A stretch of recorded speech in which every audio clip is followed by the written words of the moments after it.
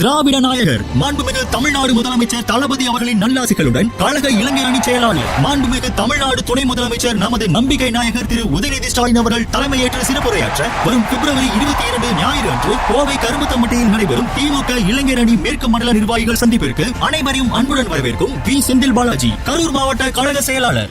நமது அன்பிற்கும் பண்பிற்கும் பாசத்திற்கும் உரிய செகண்ட் ஷோ சேனலுடைய உரிமையாளர் மரியாதைக்குரிய சகோதரர் கலிலூர் ரஹ்மான் அவர்கள் செகண்ட் ஷோ அப்படிங்கிற அவருடைய ட்விட்டர் ஐடியிலேருந்து ஒரு ட்வீட்டை போட்டிருக்காப்புல.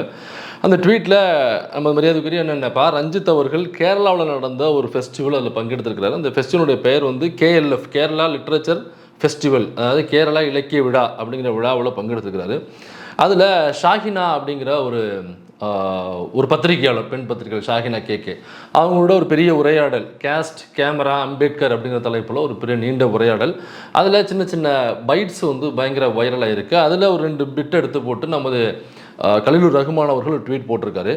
அதில் என்ன போட்டிருக்காருனாக்கா, சமூக நீதி சமத்துவம்னு பேசுகிற திராவிட கட்சிகள் ஏன் இன்னமும் ஜாதியை பிடிச்சு தொங்கிக்கிட்டு இருக்காங்க, அண்டு வாக்கு அரசியலில் ஜாதிய கட்டமைப்புக்கு எந்த அளவுக்கு பவர் இருக்குன்னு ரொம்ப தெளிவாக சொல்லியிருக்கிறார் பா ரஞ்சித் அப்படின்னு போட்டு அவருடைய தம்ப்நெயிலில் போடுவார்ல அந்த மாதிரி அப்படியே அதை 2த்தையும் கட் பண்ணி பக்கத்தில் போட்டிருக்காரு.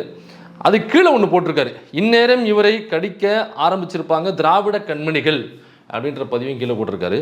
அப்போ நம்ம கேட்க வேண்டிய கேள்வி என்னன்னாக்கா, இந்நேரம் இவரை கடிக்க ஆரம்பிச்சிருப்பாங்க திராவிட கண்மணிகள் அப்படின்னா அப்போ கலிலூர் ரஹ்மான் எந்த கண்மணியில் வர்றாரு?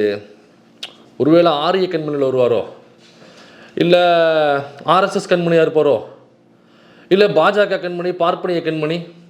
ஏன்னா திராவிட கண்மணி இல்லாமல் வேறு எந்தெந்த கண்மணிகள்லாம் இருக்குது.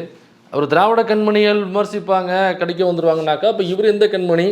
அண்ணன் பா ரஞ்சித் அவர்கள் அப்போ எந்த கண்மணி? இப்படி சில கேள்விகளை நம்ம சகோதரர் கலிலூர் ரஹ்மான்கிட்ட கேட்க வேண்டியது இருக்குது. அது மட்டும் இல்லாமல் நான் பா ரஞ்சித் அவர்கள் பேசின வீடியோ இருக்குது இல்லைங்களா, இவர் போட்ட வீடியோ, இது வெட்டி ஒட்டி பரப்பப்பட்ட வீடியோ. அந்த வீடியோவுக்கு இடையில் ஒரு சின்ன பிட்டு வெட்டப்பட்டிருக்கிறது. அந்த வெட்டிய அந்த பகுதி இருக்குது இல்லைங்களா, அது வெட்டாமல் முழு வீடியோவாக நம்மகிட்ட இருக்குது. அந்த வீடியோவில் நான் பா ரஞ்சித் அவர்கள் நாம் தமிழர் சீமானை புகழ்ந்து புகழ்பாடி இருக்கிறார், ஒரு அரசவை கவிஞராக புகழ்பாடி இருக்கிறார். அப்போ நம்ம கலிலூர் ரஹ்மான் அவர்களிடம் கேட்க வேண்டிய சில கேள்விகள் இருக்குது, அண்ணன் பா ரஞ்சித் அவர்களிடம் கேட்க வேண்டிய பல கேள்விகள் இருக்குது. இதைத்தான் இந்த வீடியோவில் பார்க்க போகிறோம். வாங்க போகலாம்.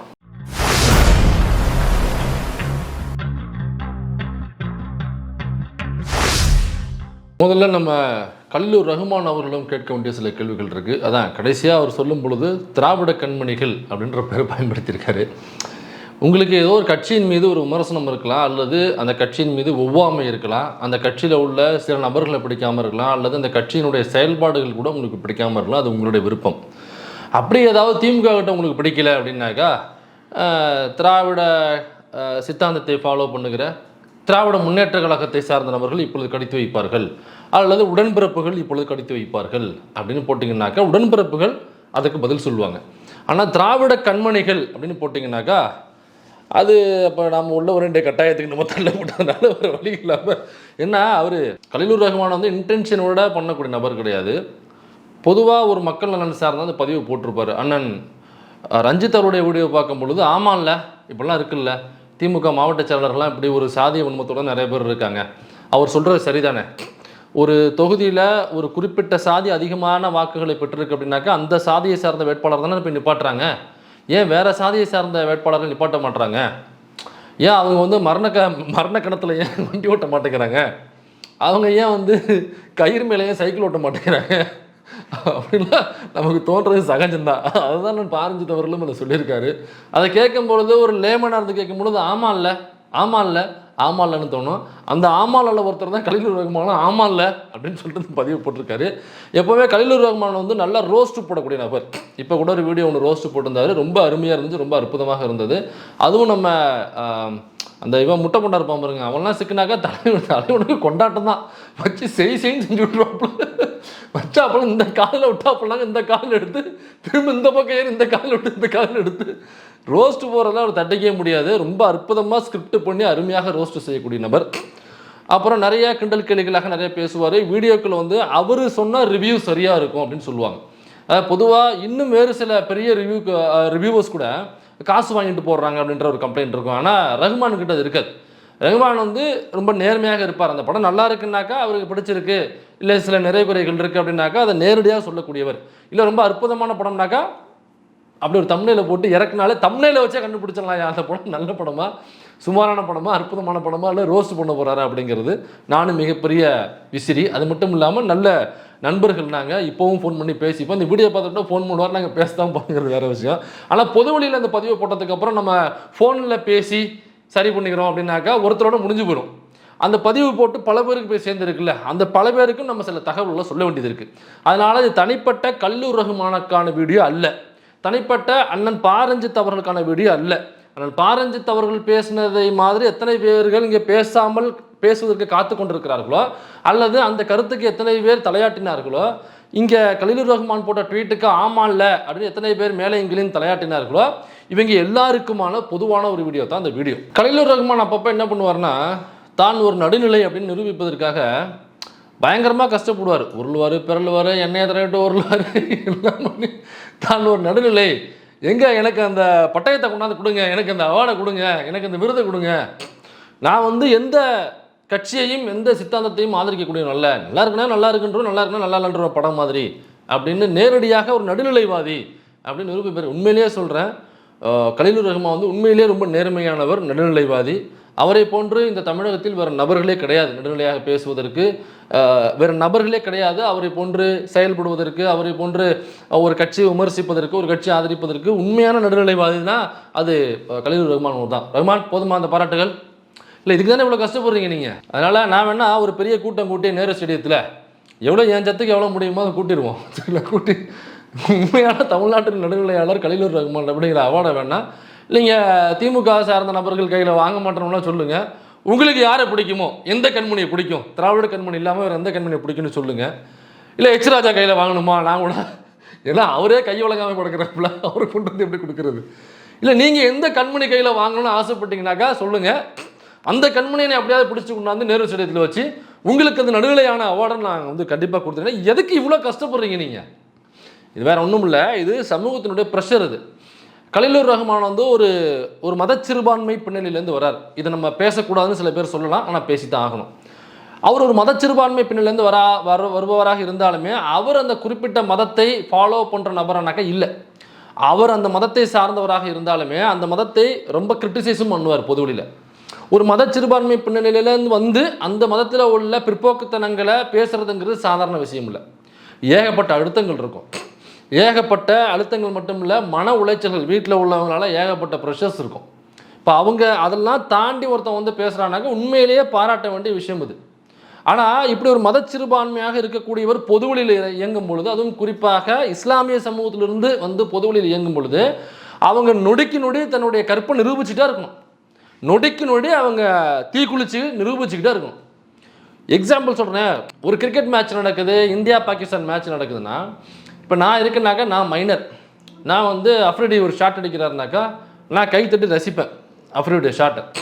எனக்கு அஃப்ரிடி ஷாட் உண்மையில எனக்கு பிடிக்கும். அந்த ஆள் 6 போகணுன்னு அடிக்க மாட்டாப்புல, கிரவுண்டை விட்டு பால் வெளில போகணுன்னு அடிப்பாப்புல. அது தூக்கி அடித்தாப்புனாக்கா அது வானத்துக்கு போகணுன்னு அடிப்பாப்புல. 6க்கு போகணும், பவுண்டரி விட்டு வெளில போகணுங்கிற நோக்கமாக இருக்காது அஃப்ரிதிக்கு. கிரவுண்டை விட்டு வெளில போகணும், அங்கே பொத்துக்கிட்டு மானத்துக்கு மேலே போகணும் அப்படின்னு தான் அடிப்பாப்புல எப்போவுமே. அதனால் அஃப்ரிதி ஷாட் வந்து எனக்கு ரொம்ப பிடிக்கும். அதுவும் அக்தர் இருக்காப்புல பாருங்க, உக்காளி ஓடி வந்தானாக்கா 5 கிலோமீட்டர் கண்ட்லேருந்து ஓடி வருவாயா, ஏதோ ட்ராக் ஈவெண்ட்டுக்கு ஓடுறது மாதிரியா 5 கிலோமீட்டர் கண்ட்லேருந்து ஓடி வருவாப்புல ஒரு பால் வீசுறதுக்கு. வந்து வீசும்போது நம்ம கதக்குன்னு இருக்கும். அந்த பந்து அவன் மேலே பட்டுச்சுனாக்கா என்ன ஆகும், ஒருவேளை கழுத்தில் பட்டுச்சுனாக்கா தலை தனியாக அடித்து கலந்துட்டு ஓடி பண்ணிருக்கோம். அந்த அளவுக்கு ஃபாஸ்ட்டாக ஓடி வருவாப்புல. நம்ம அப்படி அக்தரையோ அஃப்ரிதியோ இன்சமாம் முல்லுக்கையோ நம்ம ஈஸியாக பாராட்டி பேச முடியும், நான் ஷார்ட்ரான்னு சொல்லிட்டு.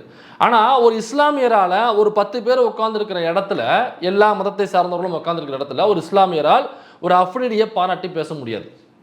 ஏன் அஃப்ரிடி இல்லை, ஒரு முகமது அசருதீனுடைய ஷாட்டையே அவங்களால புகழ்ந்து பேச முடியாது, ஒரு ஜஹீர் கானை வந்து புகழ்ந்து பேச முடியாது அவங்களால. ஆனால் நம்மளால் அது முடியும். ஏன்னாக்கா பியர் ப்ரெஷர் இருக்கும் அவங்களுக்கு, ஒரு சோஷியல் ப்ரெஷர் இருக்கும்.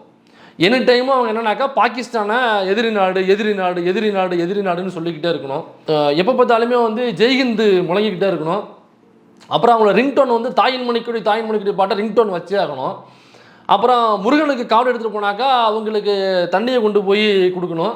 அப்புறம் இந்த பாதை சாரிகள்லாம் போவாங்கள கோயிலுக்கு, அவங்களுக்கு நீர்மோர் கொடுக்கறது, அப்புறம் ரோஸ் மில்க்கு சர்பத்து கொடுக்கறது, அப்புறம் உணவுகள் பரிமாறுவது, அவங்க தங்குறதுக்கு வந்து மசூதியில் திறந்து விடுவது அல்லது தங்கள் வீட்டில் தங்க வச்சுக்கிறது, இப்படி நொடிக்கு நொடி அவங்க வந்து தங்களுடைய மதச்சார்பின்மையை நிரூபிச்சுக்கிட்டே இருக்க வேண்டிய கட்டாயம் இருக்குங்க.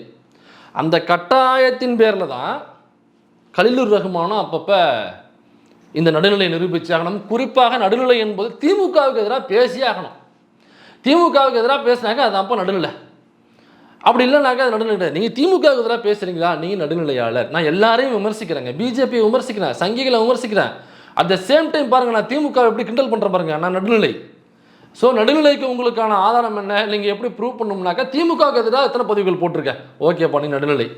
அப்படியாப்பட்ட இந்த பியர் ப்ரெஷரில் தான் போட்டிருக்காப்புல. இந்த பியர் ப்ரெஷர் எனக்குமே இருந்திருக்கு ஆரம்ப காலகட்டங்களில். திமுக விமர்சிச்சே ஆகணும் அப்படிங்கிற காலகட்டம் எனக்கும் இருந்திருக்கு. ஸோ அதெல்லாம் நம்ம கடந்து வந்துட்டோம். அவர் இன்னும் கிடக்காமல் அங்கேயே நிற்கிறாரு. சரி, கிடக்கிறது கிடக்காது அவரோட விருப்பம். ஆனால் அந்த திராவிட கண்மணிகள்னு போட்டதெல்லாம் நமக்கு அடிச்சு போச்சு. இப்போ திராவிட கண்மணிகள்னால் இவர் என்ன கண்மணி, அவர் என்ன கண்மணி அப்படிங்கிற கேள்வியை நம்ம எழுப்ப விளம்புறோம். கலிலுர் ரஹ்மான் திமுகவை விமர்சிப்பது நமக்கு எந்த பிரச்சனையும் கிடையாது. நானே திமுக விமர்சிச்சிருக்கேன். முருகன் மாநாடு போடும் பொழுது வீடியோ மட்டும் இல்லை, நாங்கள் கூட்டமே நடத்தியிருக்கிறோம். அந்த கூட்டம் நடத்தினதுக்கப்புறம் அந்த மண்டபத்தில் நமக்கு வாடகையே தர மாட்டேங்கிறாங்க. அந்த அளவுக்கு போட்டு அடின்னு திமுக அடித்து, பிகே சேகர்பாபு அவர்கள் அடித்து, அறநிலைத்துறை அடித்து ஒரு கூட்டமே போட்டோம். ஐயா நம்ம மருதேன் தோழர், அப்புறம் நான் தான் அதை ஒருங்கிணைச்சு அதை வந்து நிகழ்ச்சி தொகுப்பு பண்ணுது. அப்புறம் இவர் நம்ம இறந்து போயிட்டார் ஒரு தோழர் ஒருத்தர், ஒரு எழுத்தாளர், திராவிட கழகத்தை சேர்ந்த எழுத்தாளர் ஒருத்தர், விஜய பிரபு சம்திங் ஏதோ ஒரு பேர் வரும்னு நினைக்கிறேன், பேர் மறந்துட்டேன். அந்த தோழர் வந்திருந்தார் அன்னைக்கு. இன்னும் சில தோழர் வந்திருந்தாங்க. அதை வச்சு கூட்டமாக நடத்திருக்கோம். நம்ம திமுக தவறு செய்யும் பொழுது அதை விமர்சிப்போம் அப்படிங்கிறது வேறு. ஆனால் திமுக தவறே செய்யாத பொழுது திமுக விமர்சிச்சே ஆகணும் அப்படின்னு கேட்டால் ஏதாவது தெளிட்டே இருக்குது. திமுக இருக்கான்னு பாரு போட்டு ரொம்ப நாளாவதே, எப்பா திமுக தான் கண்டுட்டு இருக்காப்பா, என்னடா அது ஒரு 4 நாளாவது, இன்றைக்கி 5ஆவது நாள் ரொட்டினும் இன்றைக்கி திமுக வேறு போட்டே ஆகணுமே அப்படின்னு காத்துக்கிட்டு இருக்கீங்க பார்த்தீங்களா? அதுக்கு பேர் நடுநிலை கிடையாது. அதுவும் அண்ணன் ரஞ்சித் அவர்களை வந்து இப்படி பேசணுன்னே இந்த வீடியோ எடுத்து போட்டிருக்காரு. அது கீழே வந்து இந்நேரம் இவரை கடிக்க ஆரம்பிச்சிருப்பாங்க திராவிட கண்மணிகள். ஏன் ரஞ்சித் அவர்களை கடிக்கக்கூடாதா? ரஞ்சித் அவர்களை விமர்சனமே பண்ணக்கூடாதான்னு நான் கேட்குறேன். அண்ணன் ரஞ்சித் அவர்களுடைய ஸ்பீச்சை வச்சு விமர்சித்து நானே வீடியோ போட்டிருக்கேன். 2 வீடியோ 3 வீடியோ நான் போட்டிருக்கேன். அதுக்காக நான் ரஞ்சித் அவர்கள் எங்கே பேசுவார், அவரை விமர்சிக்கணும் அப்படின்னு காத்து கிடக்கிறவன் நாளில். ஐயோ நாளாகி போச்சே, இன்றைக்கி அண்ணன் ரஞ்சித் அவர்களை விமர்சித்தா ஒன்றுமே அப்படி கிடையாது. அண்ணன் ரஞ்சித் அவர்கள் ராஜராஜ சோழன் அவர்கள் குறித்து பேசுகிறார், தஞ்சாவூர் பக்கம் கும்பகோணத்துக்குன்னு நினைக்கிறேன். இப்போ பேசும்பொழுது அது பெரிய சர்ச்சையை வெடிக்குது அதிமுக பிரிவில். அப்போ இதே அண்ணன் ரஞ்சித் அவர்களுக்கு ஆதரவாக நம்ம வீடியோ போட்டிருக்கோம். இன்னைக்கு பேசுகிற யாரும் அதை குறித்து பேசியிருக்காங்களா, இல்லை இதே கலிலுர் ரஹ்மான் அவர்கள் அந்த ராஜராஜ சோழன் மேட்டரில் நாம் போட்ட அன்னைக்கு இவரும் அன்னைக்கு யூடியூப் களத்தில் இருந்தார். அப்போ இதே அண்ணன் ரஞ்சித் அவர்களுக்கு அந்த ஆதரவு தெரிவித்து ராஜராஜ சோழனுக்கு எதிராக கலிலுர் ரஹ்மான் வீடியோ போட்டாரா அப்படிங்கிறது நமக்கு தெரியல. ஆனால் நாம் போட்டிருக்கோம். அப்போ நான் ரஞ்சித் அவரோட இருப்பு என்பது இங்கே தேவை. ஆனால் ரஞ்சித் அவருடைய இருப்பு என்பது ரொம்ப அவசியம். அவருடைய பண்பாட்டு செயல்பாடுகளாக இருக்கட்டும், அவருடைய கல்ச்சரல் செயல்பாடுகளாக இருக்கட்டும், அவருடைய சினிமா செயல்பாடாக இருக்கட்டும், இது எல்லாமே அந்த ரஞ்சித் அவர்களுடைய இருப்பு என்பது தேவை. இன்னும் பிரம்மாண்டமாக மார்கழி மக்களை சேரட்டும், பல நிகழ்ச்சிகள், பல ஃபெஸ்டிவல்ஸ் வந்து அவர் இன்னும் பிரம்மாண்டமாக பண்ணணும், இன்னும் பெரிய இதை விட இன்னும் பெரிய லெவலில் பண்ணணும் அப்படின்னு தான் நம்ம நினைக்கிறோம். ஆனால் ரஞ்சித் அவர்களுக்கு எப்போவுமே நம்ம துணை நிற்போம். நம்ம நிற்கலனாலும் அவர் செய்யாமல் போகிறது வேறு விஷயம். ஆனால் எப்போவுமே துணை நிற்போம். ஏன்னாக்கா ரஞ்சித் அவர்கள் தன்னுடைய சொந்த கைகாசு போட்டு எல்லாம் பண்ணிகிட்டு இருக்காரு. அவனுடைய அவசியமே இல்லையா?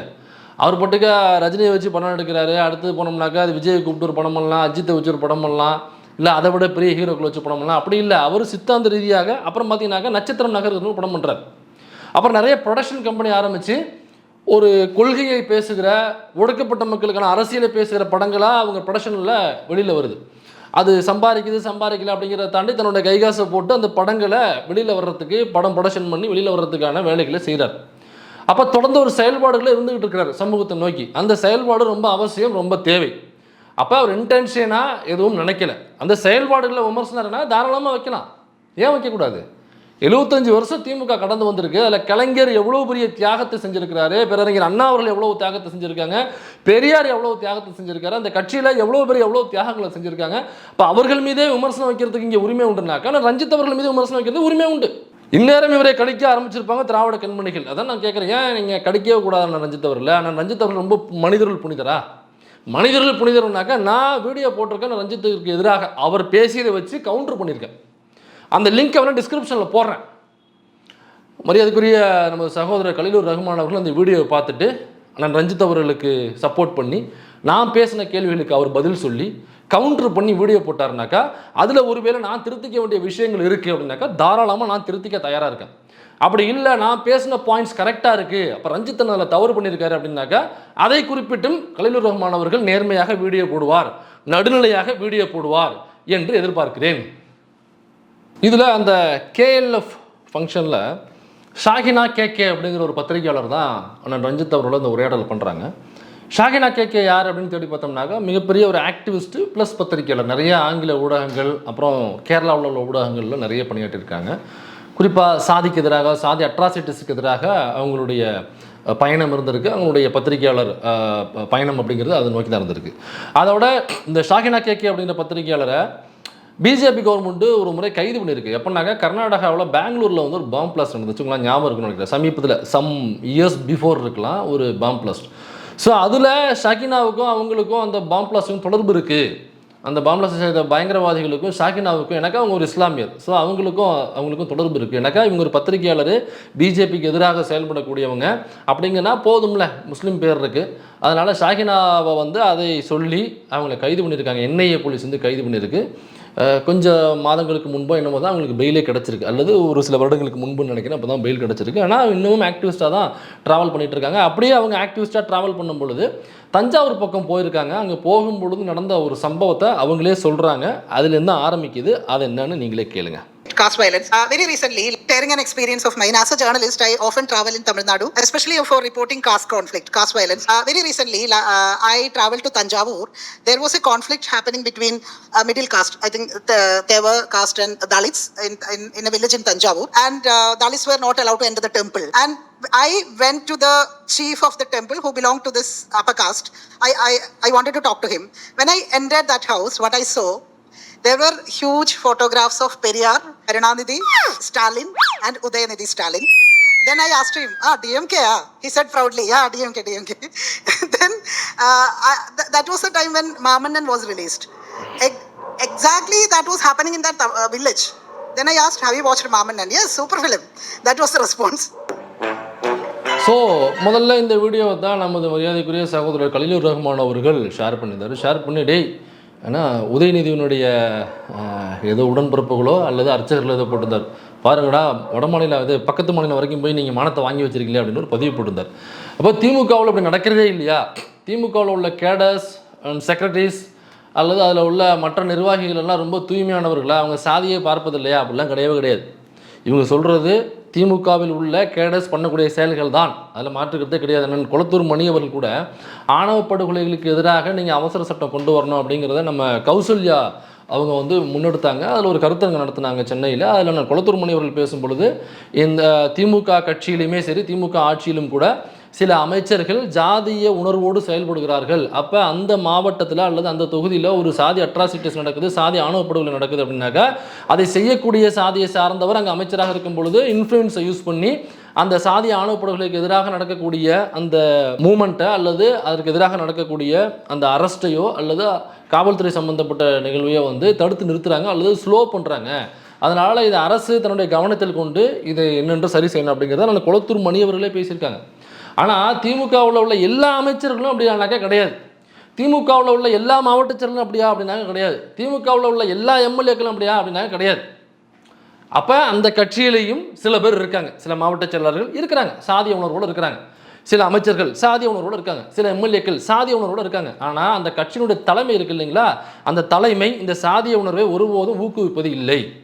அல்லது சாதிய உணர்வோடு சாதிய வன்மத்தோடு அந்த அமைச்சரோ அல்லது எம்எல்ஏவோ அல்லது அந்த கேடர்ஸோ யார் தவறு செய்திருந்தாலும் அந்த தலைமை உடனடியாக நடவடிக்கை எடுத்து அந்த பொறுப்பிலிருந்து நீக்குகிறது அல்லது சட்ட நடவடிக்கை உடனடியாக எடுக்குது. சேலத்தில் ஒரு சம்பவம் நடந்துச்சு, அவர் ஒன்றிய செயலாளர்னு நினைக்கிறேன். இதே மாதிரி ஒரு கோவில் நுழைவு பிரச்சனை தான். அங்கே உள்ள ஒரு பட்டியல் சமூகத்தை சார்ந்த ஒரு இளைஞரை வந்து ஒரு கண்ணாப்பண்ண கெட்ட வார்த்தை சொல்லி திட்டுறாரு, அடிக்க ஓடி வர்றாரு, கை ஓங்குறாரு, அதாவது கையை ஓங்குறாரு அடிக்கிறதுக்கு. ஸோ இந்த சம்பவம் வந்து வீடியோ வைரலாச்சு. வைரலானோடனே அவர் உடனடியாக அவர் மீது வழக்கு பதியப்பட்டுச்சு, அவரை பொறுப்பிலிருந்து தூக்குனாங்க. ஸோ அந்த மாதிரியான சாதிய உணர்வோடு யாராவது செயல்படுறாங்க மக்கள்கிட்ட அப்படின்னாக்கா உடனடியாக அந்த தலைமை நடவடிக்கை எடுக்குது. தலைமை அப்போ அதை விரும்புறது இல்லை.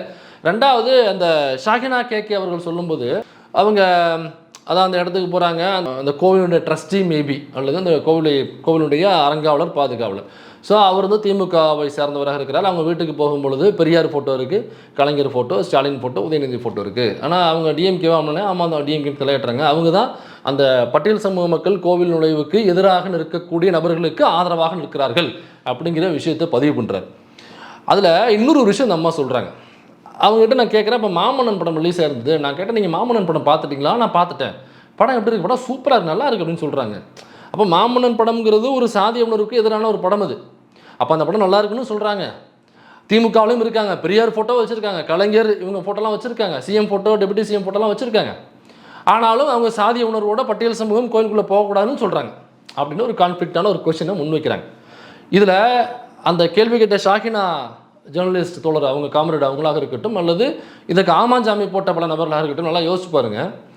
அவன் சாதிய உணர்வோடு இருக்கிறான் அப்படின்னாக்கா அவனுக்கு மாமன்னன் படம் பிடிச்சிருக்கக்கூடாது. இப்போ மாமன்னன் படம்ங்கிறது சாதிய உணர்வுக்கு எதிரான ஒரு படம் அது. இப்போ சாதிய உணர்வோடு இருக்கக்கூடிய மாமன்னன் படம் நல்லா இருக்குது, சூப்பர் படம் அப்படின்றாங்கனாக்கா அப்போ அந்த அந்த கிளைமேக்ஸ் தான் வேணும் அப்படின்னு விரும்புகிறாங்க. ஒருவேளை சாதிய முழுக்க சாதிய உணர்வோடு இருக்கிறாங்க அவங்க அப்படின்னாக்கா மாமன்னன் படம் நல்லா இல்லைன்னு சொல்லியிருந்தாங்க அவங்க. அப்போ அவங்களுக்கே தெரியல தான் சாதிய உணர்வோடு இருக்காங்கிறது அவங்களுக்கே தெரியல, அல்லது மாமன்னன் படம் என்பது சாதிய உணர்வுக்கு எதிரான படம் அப்படிங்கிறது தெரியாமல் இருக்காங்க.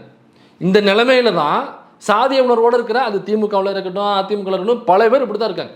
அதுக்காக அந்த சாதிய உணர்வோடு செயல்பட்ட அந்த மாவட்ட செயலாளருக்கு நம்ம சப்போர்ட் பண்ணலாம் வரல. அவங்க மாமன்னன் படம் சாதிக்கு எதிராக இருக்குது, அது நல்லா இருக்குன்னு சொல்கிறாங்க. ஆனால் இங்கே சாதிய உணர்வோடு செயல்படுறாங்க. இது என்னங்கிறது முதல்ல நம்ம புரிஞ்சுக்கணும். நமக்குமே இது புரியலைங்கிறது வேறு விஷயம். ஆனால் உண்மையிலேயே முழுக்க சாதிய உணர்வோடு இருக்கிறவங்க எப்படி மாமன்னன் படத்தை நல்லா இருக்குன்னு சொல்ல முடியும்? அப்போ இந்த குழப்பத்தோடு தான் அவங்களே இருக்காங்க. அவங்களுக்கே அது புரியல, என்ன ஏதுன்னு அவங்களுக்கே அது புரியல. இப்போ இதே ஷாகினா இப்போ என்கிட்ட சில பேர் கேள்வி எழுப்பலாம், நீ வந்து சும்மா அந்த ஓபிசி சப்போர்ட் பண்ணிட்டு வருவ, அதனால் அந்த ஓபிசி ஏதாவது சாதிய உணர்வோடு இருக்காங்கனாக்கா ஏதோ ஒரு முட்டு கொடுத்து நிற்கணும் அப்படிங்கிறதுக்காக ஏதோ ஒரு பாயிண்ட் பிடிச்சிட்டு வரோன்னு சொல்லுவாங்க. சரி, இப்போ அதே ஷாகினா கேகே அவரோட நாம் ஒரு சம்பவத்தை சொல்கிறோம், ஆனால் ரஞ்சித் அவர்களிடம் இந்த சம்பவத்தை முன்வைக்கிறோம். அண்ணனுக்கு புரியுற மாதிரி நம்ம சொல்லுவோம். ஆனால் ஒரு வீடு ஒரு எக்ஸ்டீரியர் காமிக்கிறோம்னே, ஒரு போலீஸ் வண்டி ஒன்று சர்ன்னு வந்து நிற்கிது, என்ன புழுதி கிளம்ப. இப்போ டோரை திறந்துக்கிட்டு போலீஸ் வந்து இறங்குறாங்கண்ணே, இறங்கிட்டு மேலே அந்த வீட்டுக்கு போகிறாங்க, டோரை தட்டுறாங்க, உள்ளேருந்து ஒரு அம்மா அப்பா வர்றாங்க. வந்தவொடனே எங்கே அவங்க பையன் அப்படின்னு சொல்லி கேட்குறாங்க. ஐயா பையன் இல்லைங்க அப்படின்றாங்க. பொண்ணு எங்கன்றாங்க. ஐயா 2 பேருமே இல்லைங்க, இங்கே வரவே இல்லைங்க அப்படின்னு சொல்கிறாங்க. சரி, வீட்டில் யார் இருக்கா, வேறு யார் இருக்கா அப்படின்னோடனே, ஐயா பையனுடைய தம்பி தாங்க இருக்கான், சின்ன பையன் தாங்க இருக்கான், அவனை கூப்பிடு அப்படின்றாங்க. வர்றான். இப்போ அவனை தூக்கி வண்டியில் போட்டு இந்த போலீஸ் வந்து சர்ன்னு புழுதி பிறகு கிளம்புது. இதில் என்ன ட்விஸ்ட்டுன்னா, அந்த பையன் மைனர்னாக்கா அண்டர் 18, 17 வயது உடைய ஒரு பையன். அப்படின்னா 17 வயசு நிரம்பிய ஒரு பையனை, 17 வயதுடைய ஒரு பையனை வந்து போலீஸ் வந்து இப்படி தூக்கிலாம் போகக்கூடாது, சட்டப்படி தவறுது.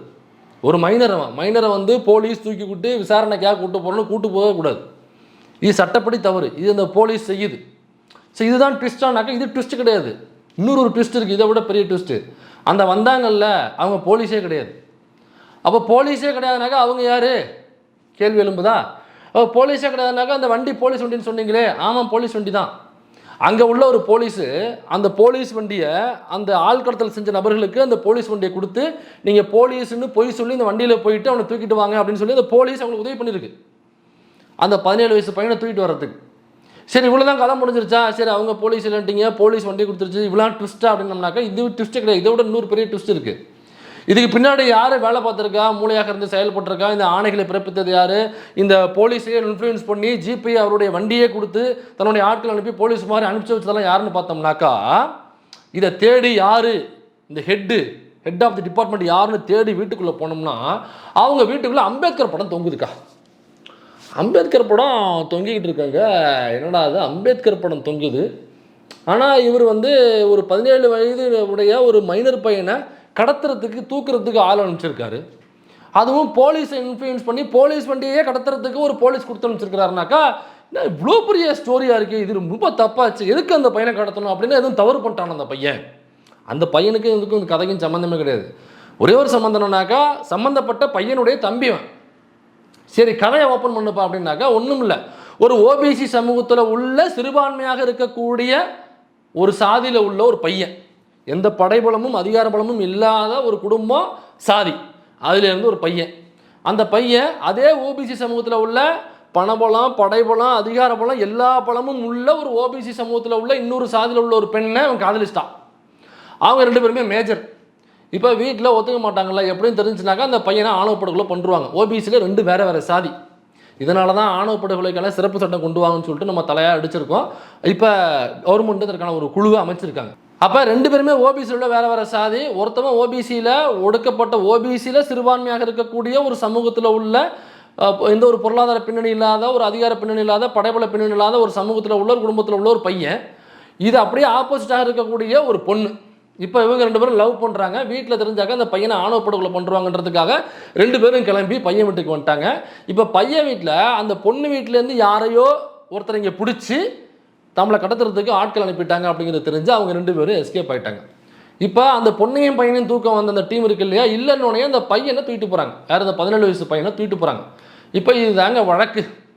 இப்படியாப்பட்ட ஒரு செயலை ஒரு அம்பேத்கரை படித்த ஒரு நபர் அல்லது அம்பேத்கரை தலைவராக ஏற்றுக்கொண்ட ஒரு கட்சியினுடைய சிட்டிங் எம்எல்ஏவாக இருக்கக்கூடிய ஒரு நபர் எப்படி இந்த செயலை செய்வார்? அம்பேத்கர் யாராவது 2 பேர் காதலிச்சாக்கா அவங்க காதலை பிரித்து விடுங்கன்னு அம்பேத்கர் சொல்லியிருக்காரா? அல்லது ஓபிசி சமூகத்தில் யாராவது 2 பேர் காதலிச்சாங்கன்னா அதில் பணபலம் படைபலத்தோட யார் இருக்காங்களோ அவங்களோட நீங்கள் கான்டாக்டை வச்சுக்கிட்டு ஏதாவது தனிப்பட்ட முறையில் பெற்றுக்கொண்டு அந்த காதலர்களை பிரித்து விடுங்கள் அப்படின்னு அம்பேத்கர் எங்கேயாவது எழுதியிருக்காரா அவருடைய தொகுதிகளில்?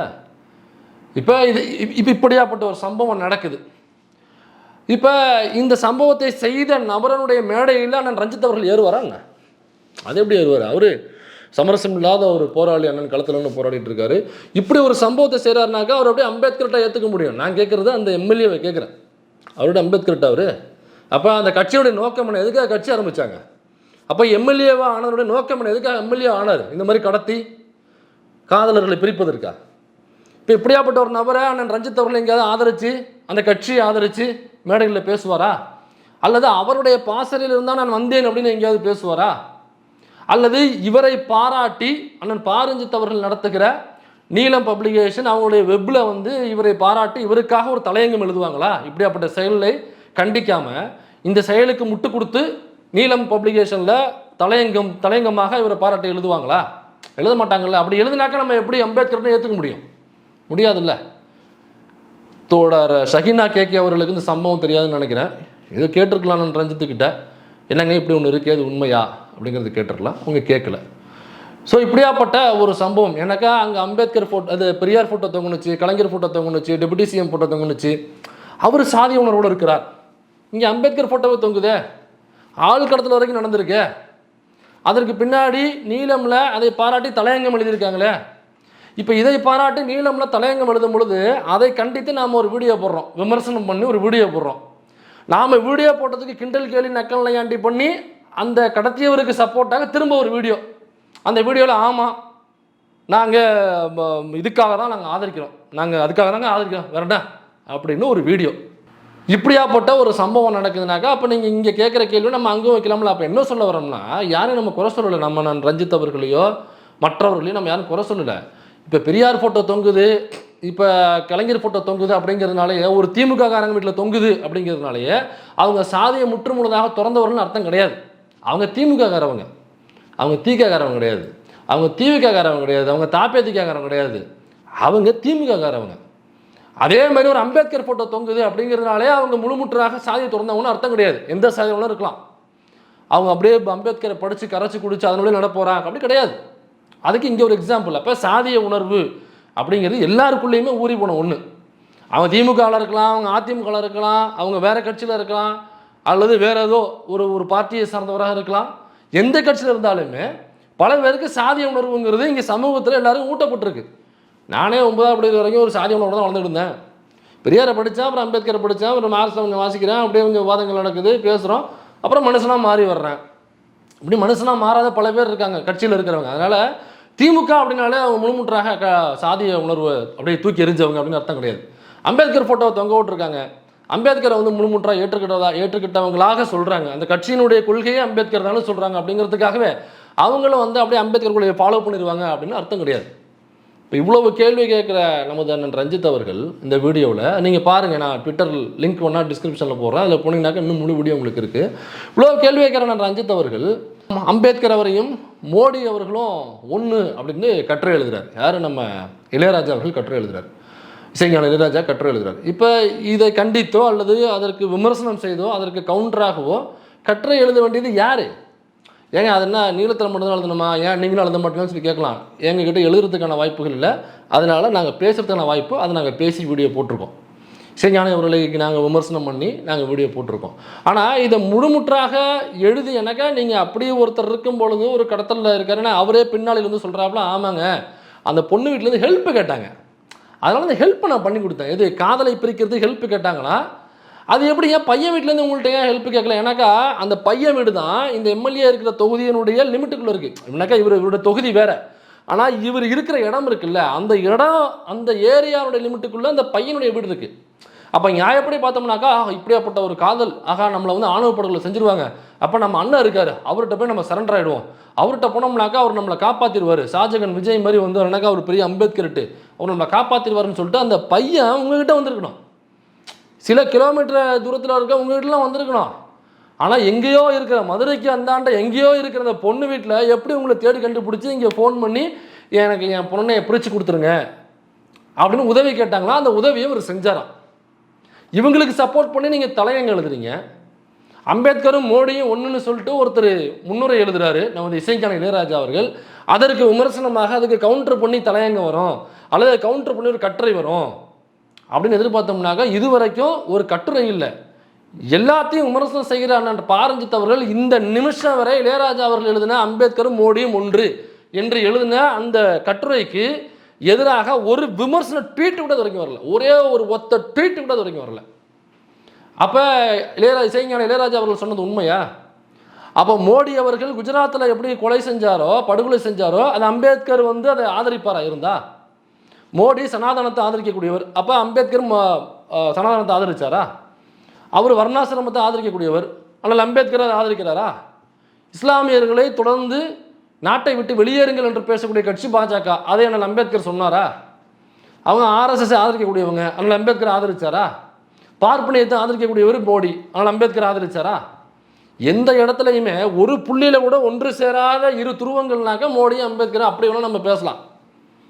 ரெண்டு பேரும் ஒன்றுன்னு சொல்லிட்டு கட்டுரை எழுதுறாங்க. இந்த நிமிஷம் வரைக்கும் ஒரு ட்வீட்டோ ஒரு தலையங்கமோ அல்லது ஏதோ ஒரு 4 வரியில் ஏதோ ஒரு போஸ்ட்டோ இது வரைக்கும் ஒன்று கூட வரலையே. அடுத்ததாக நமது மரியாதைக்குரிய நமது ரஹ்மான் அவர்கள் போட்ட அடுத்த ட்வீட்டில் உள்ள வீடியோவை இப்போ நம்ம கேட்போம். இந்த மூமெண்ட் என்ன ஆகுதுன்னா ஒன்றே குலம் ஒருவனே தேவன் சொல்லிட்டு ஒரு மூமெண்ட் ஸ்டார்ட் பண்ணி லைக் அண்ணாதுரை வந்து பெரியார் கிட்ட டிஃபர் ஆயிட்டு ஒன்றே குலம் ஒருவனே தேவன் சொல்லிட்டு ஒரு கான்செப்ட்ல ஒரு மூமெண்ட் ஸ்டார்ட் பண்ணி டிஎம்கே அந்த மூமெண்ட் ஸ்டார்ட் பண்ணி அந்த காங்கிரஸ்ல கிட்ட இருந்து பவரை வந்து கேப்சர் பண்றாங்க. பவரை கேப்சர் பண்ணதுக்கு அப்புறம் அந்த பவரை ஹோல்ட் பண்றதுக்கு அவங்க ஆன்டி காஸ்ட் வந்து தீவிரமா பேசக்கூடிய இடத்துல அவங்க இல்லாம போயிட்டாங்க. அப்படி நீங்க பேசுனீங்கன்னா திருப்பி அது என்ன ஆகுனா இப்போ கல்ச்சரல் லெவல்ல பெரிய ரிஃப்ளெக்ட் ஆச்சு. ஈவன் இப்போ கூட வந்து நிறைய கிராமங்கள்ல தலித்ல உள்ள சேர்க்கறதுல டெம்பிள்ல உள்ள விடுறதுல, ஆனா அதுக்கு வந்து கரெக்டான சட்ட விதிமுறைகள் இருந்தாலுமே அரசால அது வந்து செயல்படுத்த முடியாது. அதுக்கு நிறைய எக்ஸாம்பிள் இருக்கு. ஈவன் இப்போ மேல் பாதியில நடந்த ஒரு மிக முக்கியமான ஒரு பிரச்சனையா இருக்கலாம், இப்போ நீங்க சொன்ன பிரச்சனையா இருக்கலாம். அண்ட் கவர்மெண்ட் வந்து அவங்களால வந்து ஸ்டேட்டா வந்து சப்போர்ட் பண்ண முடியாது. ஈவன் ரீசென்ட்லி ஒரு ஆணவ கொலை நடந்தது, கவின் ஒருத்தர் வந்து மர்டர் பண்ணாங்க. அந்த கவினை மர்டர் பண்ண அந்த மர்டரஸ்ட் அது கொலைகாரங்களை அரெஸ்ட் பண்ற அளவுக்கு கூட வந்து அங்க ஒரு பெரிய தயக்கம் இருக்கு. காரணம் என்னன்னா காஸ்ட் ஓட் பவர் வந்து ஸ்பிளிட் ஆயிட்டு ஒரு பெரிய லெவல்ல அங்க பவர் ஜெனரேட் ஆயிருக்கு. அப்ப அந்த காஸ்ட் பவர்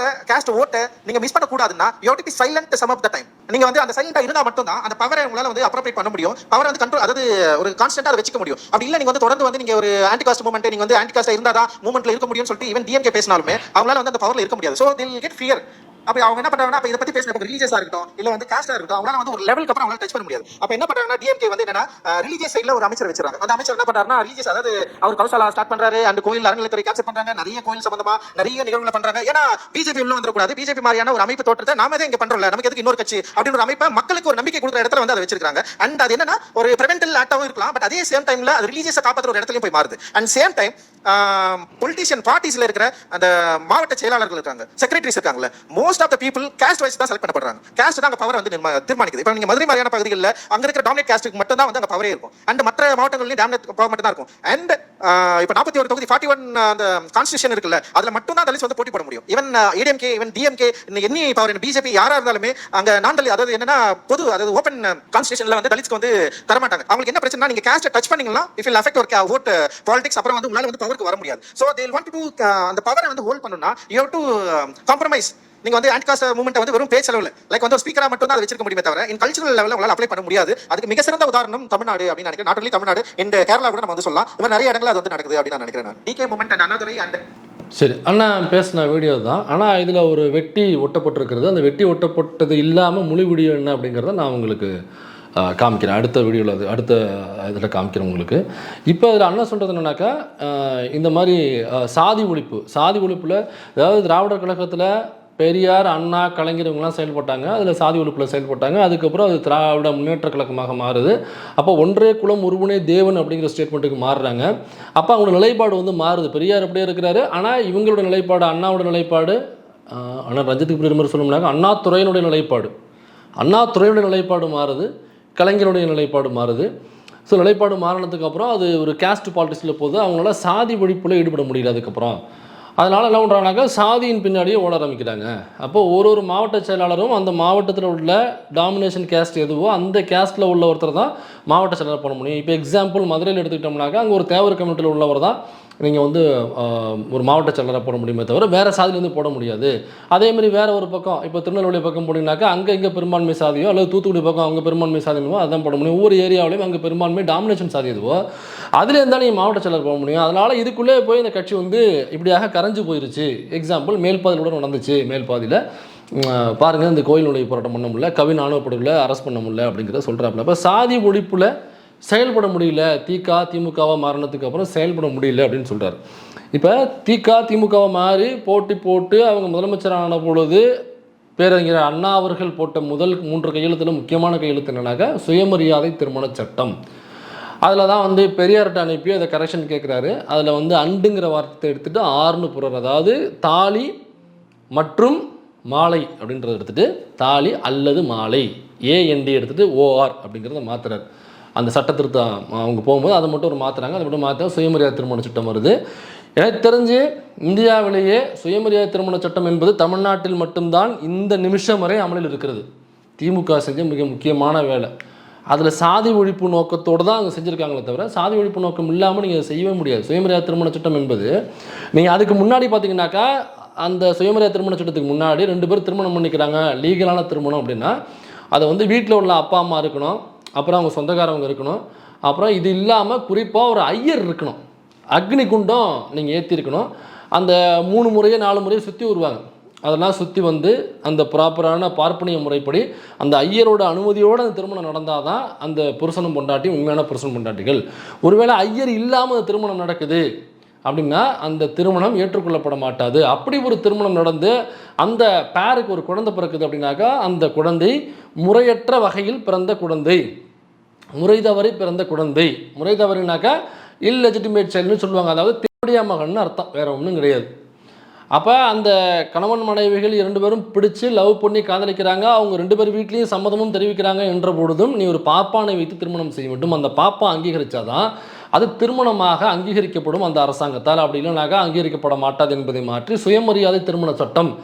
இதில் அந்த பொண்ணுக்கும் பையனுக்கும் சம்மந்தம் இருந்தால் ஓகே, அவ்வளோதான். நோண்டி கேள்வி கேட்கக்கூடாது. நீ வந்து தாலியை கட்டணுங்கிற அவசியம் இல்லை. தாலி கட்டலாம் விருப்பம் இருந்தாலும், இல்லைன்னா மாலை மாற்றிக்கிங்க. இந்த ஓமகுண்டம் ஏற்றணும், அப்புறம் ஐயரை வச்சு பண்ணணும், அந்த 4 முறை சுற்றி வரணும், 7 முறை சுற்றி வரணும், இந்த நொன்னாட்டம் எதுவும் கிடையாது அப்படின்னு சொல்லி சுயமரியாதை திருமண சட்டம் என்பது ஒரு சாதி ஒழிப்புக்கான ஒரு முன்னோடி. இதற்கு முன்னாடி ஜோதிராவ் ஃபூலே அவர்கள் மகாராஷ்டிராவில் இதை மூமெண்ட்டாக கொண்டு போனாரே தவிர சட்டமாக்க முடியல, அது லீகலாக்க முடியல. லீகல் ஃபைட்டு பல திருமணங்களுக்கு மகாராஷ்டிராவில் ஜோதிராவ் ஃபூலே இருக்கும் பொழுது அப்படி பண்ணி வச்சு அதை வந்து கேஸ் வந்து அங்கே உள்ள நீதிமன்றத்தில் நடந்துச்சு. ஆனால் லீகலாக்க முடியல. அதை முதல் முறையாக சட்டமாக்கி தமிழ்நாட்டில் பேரறிஞர் அண்ணா அவர்கள் இருக்கும் பொழுது தான் சட்டமானது. இது சாதி ஒழிப்பினுடைய ஒரு அங்கமாகத்தான் இருந்துச்சு. அதோட நீங்கள் கோவில் நுழைவு போராட்டம் அப்படிங்கிறது அதற்கு பின்னாடி உள்ள ஒரு சாதி ஒழிப்பு இருக்குது. பார்ப்பனியத்திற்கு அடிக்கப்பட்ட ஒரு சாவு மணி தான் அனைத்து சாதியும் அர்ச்சகராகலாம், கோவில் நுழைவுள்ள அனைத்து சாதியும் அர்ச்சகராகலாம். அப்போ அனைத்து சாதியும் அர்ச்சகர்னாக்கா அந்த கோவில் கருவறைக்குள்ளே பாப்பா மட்டும்தான் இருக்கணும், வேறு யாரும் வரக்கூடாதுங்கிறது மிகப்பெரிய தீண்டாமை. சாதியினுடைய கொடூரம் என்னன்னாக்கா தீண்டாமை, வேறு ஒன்றும் கிடையாது. தீண்டாமை பை பெர்த்தாக ஒருத்தவனுக்கு எல்லாமே கிடைக்கும். அவனுக்கு பை பர்த்தாவே அவனுக்கு வேலை கிடைக்கும், வேலை வாய்ப்புகள் கிடைக்கும், கல்வி கிடைக்கும், சோறு கிடைக்கும், காசு கிடைக்கும், மரியாதை கிடைக்கும், எல்லாமே கிடைக்கும். பை பர்த்தா நான் பார்ப்பனர் அல்லாத ஒரு சமூகத்திலேருந்து வர்றேன் அப்படின்னாக்கா எனக்கு இதெல்லாம் எதுவுமே கிடைக்காது. சரிடா கிடைக்காது, நான் போட்டி போடலாமானாக்கா நீ போட்டியும் போடக்கூடாது. ஏன்னா நீ குறிப்பிட்ட சாதி நீ போட்டி போடவே அனுமதி இல்லை அப்படிங்கிறது இருந்துச்சு. அதில் தான் வந்து கருவறைக்குள்ளே நீ வரவே கூடாது. நீ சொல்லலாம் நான் வந்து ஆண்ட பரம்பரையை சார்ந்தவன், நான் ராஜராஜ சோழனுடைய வாரிசு, நான் பாண்டியருடைய வாரிசு, நான் சேரருடைய வாரிசு, நான் வந்து தேவர், நான் வந்து வன்னியர், நான் கவுண்டரு, நான் நாடார், நான் முத்திரையர், நான் வந்து முதலியார் நான் வந்து செட்டியார், நான் வந்து கோனார், நீ வேணால் சொல்லிக்கலாம்.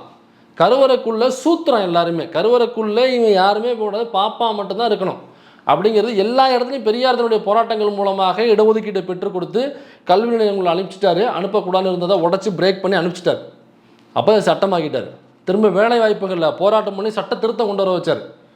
எப்பா நீ முதல்ல வேலை வாய்ப்புகளில் கொடுத்துருக்க, கல்வியில் கல்வியில் இடஒதுக்கீடு இருந்தால் தானே வேலை வாய்ப்பு போக முடியும். அப்போ கல்வியில் இடஒதுக்கீடு சட்டத்தை திருத்துன்னு சொல்லி முதல் சட்ட திருத்தம் கொண்டு வந்தது கல்வியில் இடஒதுக்கீடு. அப்போ கல்வியில் போனால் தானே படிக்க முடியும், படித்தா தானே அவன் மேலே வேலைக்கு போக முடியும். அப்போ இது சட்ட திருத்தத்தை பண்ணி ஸ்கூலுக்குள்ளே வரக்கூடாதுன்னு இருந்ததை ஸ்கூலுக்குள்ளே போய் உட்கார வச்சார். அப்புறம் வேலை வாய்ப்புகள் அனுப்பிச்சார். அப்புறம் சட்ட சபையவே மாற்றினார். தன்னுடைய சிஷ்யர்களாக இருந்த பேரறிஞர் அண்ணா அவர்களும் கலைஞர் அவர்களும் இன்னும் பிற தோழர்களும் திமுகவிற்கு மாறும் பொழுது, திமுக ஆட்சியில் ஏறும் பொழுது, அதற்கு முன்பு இருந்த காங்கிரசினுடைய சட்டமன்றத்தில் 10 அமைச்சரவை கொண்ட அமைச்சரவை இருந்துச்சு. அப்போ ராஜகோபாலாச்சாரி இருக்கும் பொழுது 10 அமைச்சர்கள், 10ல் 4 பேர் பார்ப்பனர்கள், பாக்கி 6 பேர் தான் நான் பிராமின். அது 4 பேரில் ஒருத்தர் மட்டும் தான் ஷெட்யூல் காஸ்ட் போட்டிருப்பாங்கன்னு நினைக்கிறேன். அந்த ஷெட்யூல் காஸ்ட் சார்ந்தவரும் அப்போ இருக்கும்பொழுது ராஜகோபாலாச்சாரி ஆட்சி இருக்கும் பொழுது மதுரை மீனாட்சி அம்மன் கோயிலுக்கு போகும்பொழுது அவர் ஒரு அமைச்சர், அறநிலைத்துறை அமைச்சர்னு நினைக்கிறேன். அவர் போகும்பொழுது கோயிலுக்குள்ளே விடலை, அவரை கோயிலுக்குள்ளே வரக்கூடாதுன்ட்டாங்க. நீ வந்து ஷெட்யூல் காஸ்ட் நீ எப்படி கோயிலுக்குள்ளே வர முடியும்னு சொல்லி வெளியில் நிப்பாட்டி வச்சுட்டாங்க. பெரிய நியூஸ் அது. காங்கிரஸ் வாயவே திறக்கலை. இப்படியாக இருந்த காங்கிரஸிடமிருந்து காங்கிரஸ்லேருந்து ஆட்சியை கேப்சர் பண்ணிச்சு கிடையாது, ஆட்சி கிடையாது, அதிகாரம் ஷிஃப்ட் ஆகுது. அதாவது பண்ணையார்களிடமிருந்து அவங்க பணபலத்தில் சாதியில் மிகப்பெரியவர்களாக இருந்த அவர்களிடமிருந்து அந்த பவருங்கிறது ஒடுக்கப்பட்ட மக்களாக விளிம்பு நிலை மக்களாக இருக்கக்கூடியவங்களுக்கு, நிலம் இல்லாதவர்களுக்கு, அதிகாரம் இல்லாதவர்களுக்கு அதிகாரம் ஷிஃப்ட் ஆகுது. அப்போ தான் ஒரு குதிரை வண்டிக்காரன் நினைக்கிறேன், ஒரு மன்னர் ஒருத்தர் நின்னார், புதுக்கோட்டைன்னு நினைக்கிறேன், ஒரு மன்னர் நின்னார், வழக்கமாக ஜெயிக்கக்கூடியவர் நினைக்கிறேன், பெரிய செல்வாக்குடையவர். அவருக்கு எதிராக ஒரு குதிரை வண்டி ஓட்டக்கூடிய ஒரு நபரை வந்து நிற்க வச்சு ஜெயிக்க வச்சு திமுக. அப்போ அப்படியாக எல்லா இடத்துலையும் பெரிய மாற்றங்களை கொண்டு வந்துச்சு. அதிகாரம் இல்லாதவங்களுக்கு அதிகாரத்தை ஷிஃப்ட் பண்ணி கொடுத்துச்சு. இது மட்டும் இல்லை, ஊர் முழுக்க கலைஞர் அவருடைய பீரியடில் சமத்துவபுரம் அப்படின்னு ஒன்று கொண்டு வந்தார். அது இப்போயும் கூட சமத்துவபுரம் வந்து திறந்துக்கிட்டு தான் இருக்காங்க. அந்த சமத்துவபுரம் அப்படிங்கிறது சாதி ஒழிப்புக்கான ஒரு முன்னோட்டம் தான். அது எல்லா வழிகளிலுமே அவங்க முயற்சி பண்ணிட்டே இருந்தாங்க. அதுவும் அதிகாரத்தில் இருந்து கொண்டு கட்சியாக மாறிய பின்பு இந்த சாதி ஒழிப்பில் ஒரு பக்கம் இயங்கிக்கிட்டே இருக்காங்க. அனைத்து சாதியும் அர்ச்சகராகலாம், அப்புறம் சமத்துவபுரம், இன்னும் வந்து பட்டியல் சமூகத்தை சார்ந்த மாணவர்கள் ஒரு பேச்சுலர் டிகிரி முடித்தா போதும், அவங்க மாஸ்டர் டிகிரிக்கு வேறு ஒரு பல்கலைக்கழகங்களில் வெளிநாடுகளில் போய் படிக்கணும் அப்படின்னாக்கா ரொம்ப சிம்பிள். நீங்கள் 0 காஸ்ட், நீங்கள் ₹1 கூட செலவு பண்ணாமல் உங்களே அப்படியே கொண்டு போய் வெளிநாட்டில் படிக்க வைக்கக்கூடிய அந்த திட்டத்தை விரிவுபடுத்தி நீங்கள் நிறைய மாணவர்கள் பயன்பெறும் வகையில் இந்த 4 வருஷத்தில் மட்டுமே திமுக அனுப்பிய பட்டியல் சமூக மாணவர்கள் 175 பேர் வெளிநாடுகளில் பெரிய பெரிய பல்கலைக்கழகங்கள் படிச்சுட்டு இருக்காங்க. அவங்களுக்கு தங்கும் வசதி, அங்கே படிக்கிறது, டியூஷன் ஃபீஸு, அவங்களுடைய செலவு, ஒட்டுமொத்த செலவையும் அரசாங்கம் ஏற்றுக்குது. 175 மாணவர்கள் 65-30 கோடின்னு நினைக்கிறேன் அவங்களுக்கான அந்த மொத்த தொகை. 175 மாணவர்களுக்கு எல்லா தொகையும் அவங்களே ஏற்றுறாங்க. இங்கேருந்து ஃப்ளைட் சார்ஜ், அங்கேருந்து வர்றது எல்லாத்தையும் அவங்களே ஏற்றுக்கிறாங்க. இப்போ கடைசியாக இதுக்கு முன்னாடி நடந்த சட்டமன்ற கூடுதல்னு நினைக்கிறேன், அப்போ அந்த தொகையை வந்து டபுள் ஆக்குனாங்க. 30 கோடியிலேருந்து 65 கோடியாக மாற்றிருக்காங்க. அப்படின்னா என்ன அர்த்தம்னாக்கா, நெக்ஸ்ட் இந்த பேட்சில் போகும்பொழுது 175 அப்படிங்கிற நம்பர் வந்து 350, 400ஆக மாறும். 400 பேரை வந்து அதில் வந்து அனுப்பிச்சி வைப்பாங்க. இன்னும் அடுத்த இதில் பார்த்தீங்கன்னாக்கா இன்னும் அதிகப்படுத்துவாங்க அந்த தொகையை. பயனாளிகள் எவ்வளோ இருக்காங்க, இது ஒர்க் ஆகுதுல்ல, அப்போ இன்னும் அதிகப்படுத்துங்க அப்படின்னு அதிகப்படுத்துவாங்க. அது மட்டும் இல்லாமல் இந்த பட்டியல் சமூகத்தை சார்ந்தவர்களுக்கான தொழில் முனைவோர் இருக்குது பார்த்தீங்களா, அதில் சப்சிடி அதிகமாக உண்டு. நிறைய பட்டியல் சமூகத்தை சார்ந்தவர்கள் தொழில் முனைவோர்களாக திமுக வந்ததுக்கு அப்புறம் ஆயிருக்காங்க.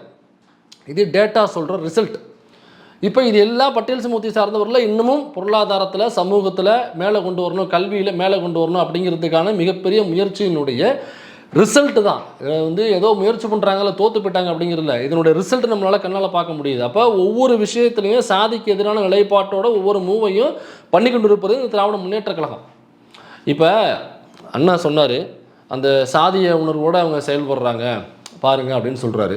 இப்போ சாதிய உணர்வுடனாக கவின் அவருடைய ஆணவப்படுகொலை, கவினுடைய ஆணவப்படுகொலையும் சொல்கிறாரு. கவினுடைய ஆணவப்படுகொலையில் அவங்களால வந்து டக்குன்னு ஒரு ஆக்ஷன் எடுக்க முடியல.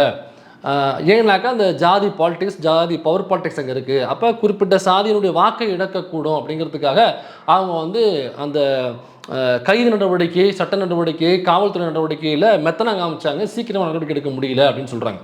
சரி, அப்படியே வச்சுப்போம், அண்ணன் சொல்கிறது அப்படியே வச்சுப்போம். அப்படி நடந்ததா நடக்கலையா அதுக்குள்ளே நம்ம டேட்டாக்குள்ளே போக தேவையில்லை.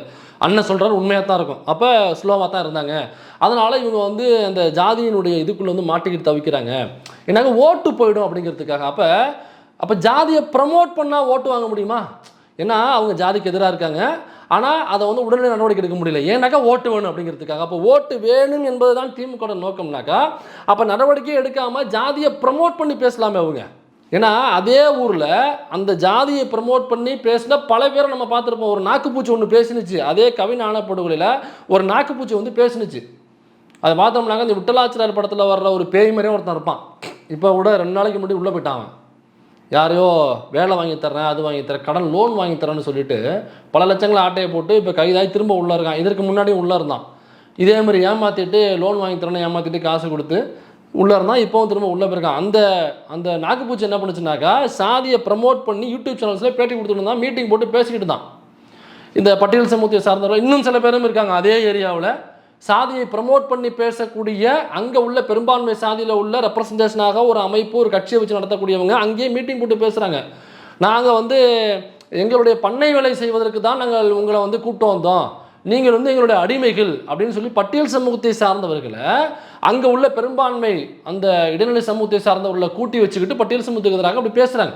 அப்போ ஓட்டு வேணும் அப்படிங்கிறதுக்காக திராவிட முன்னேற்ற கழகம் வந்து இந்த வேலையில் தொய்வு காமிக்குது. அப்போ தான் ஓட்டு வாங்க முடியும் அப்படின்னாக்கா அப்போ இதை வந்து ப்ரமோட் பண்ணி இந்த ஜாதியை ப்ரமோட் பண்ணி பேசுகிற அவன்லாம் அந்த எலெக்ஷனில் ஜெயிச்சிருக்கணும்.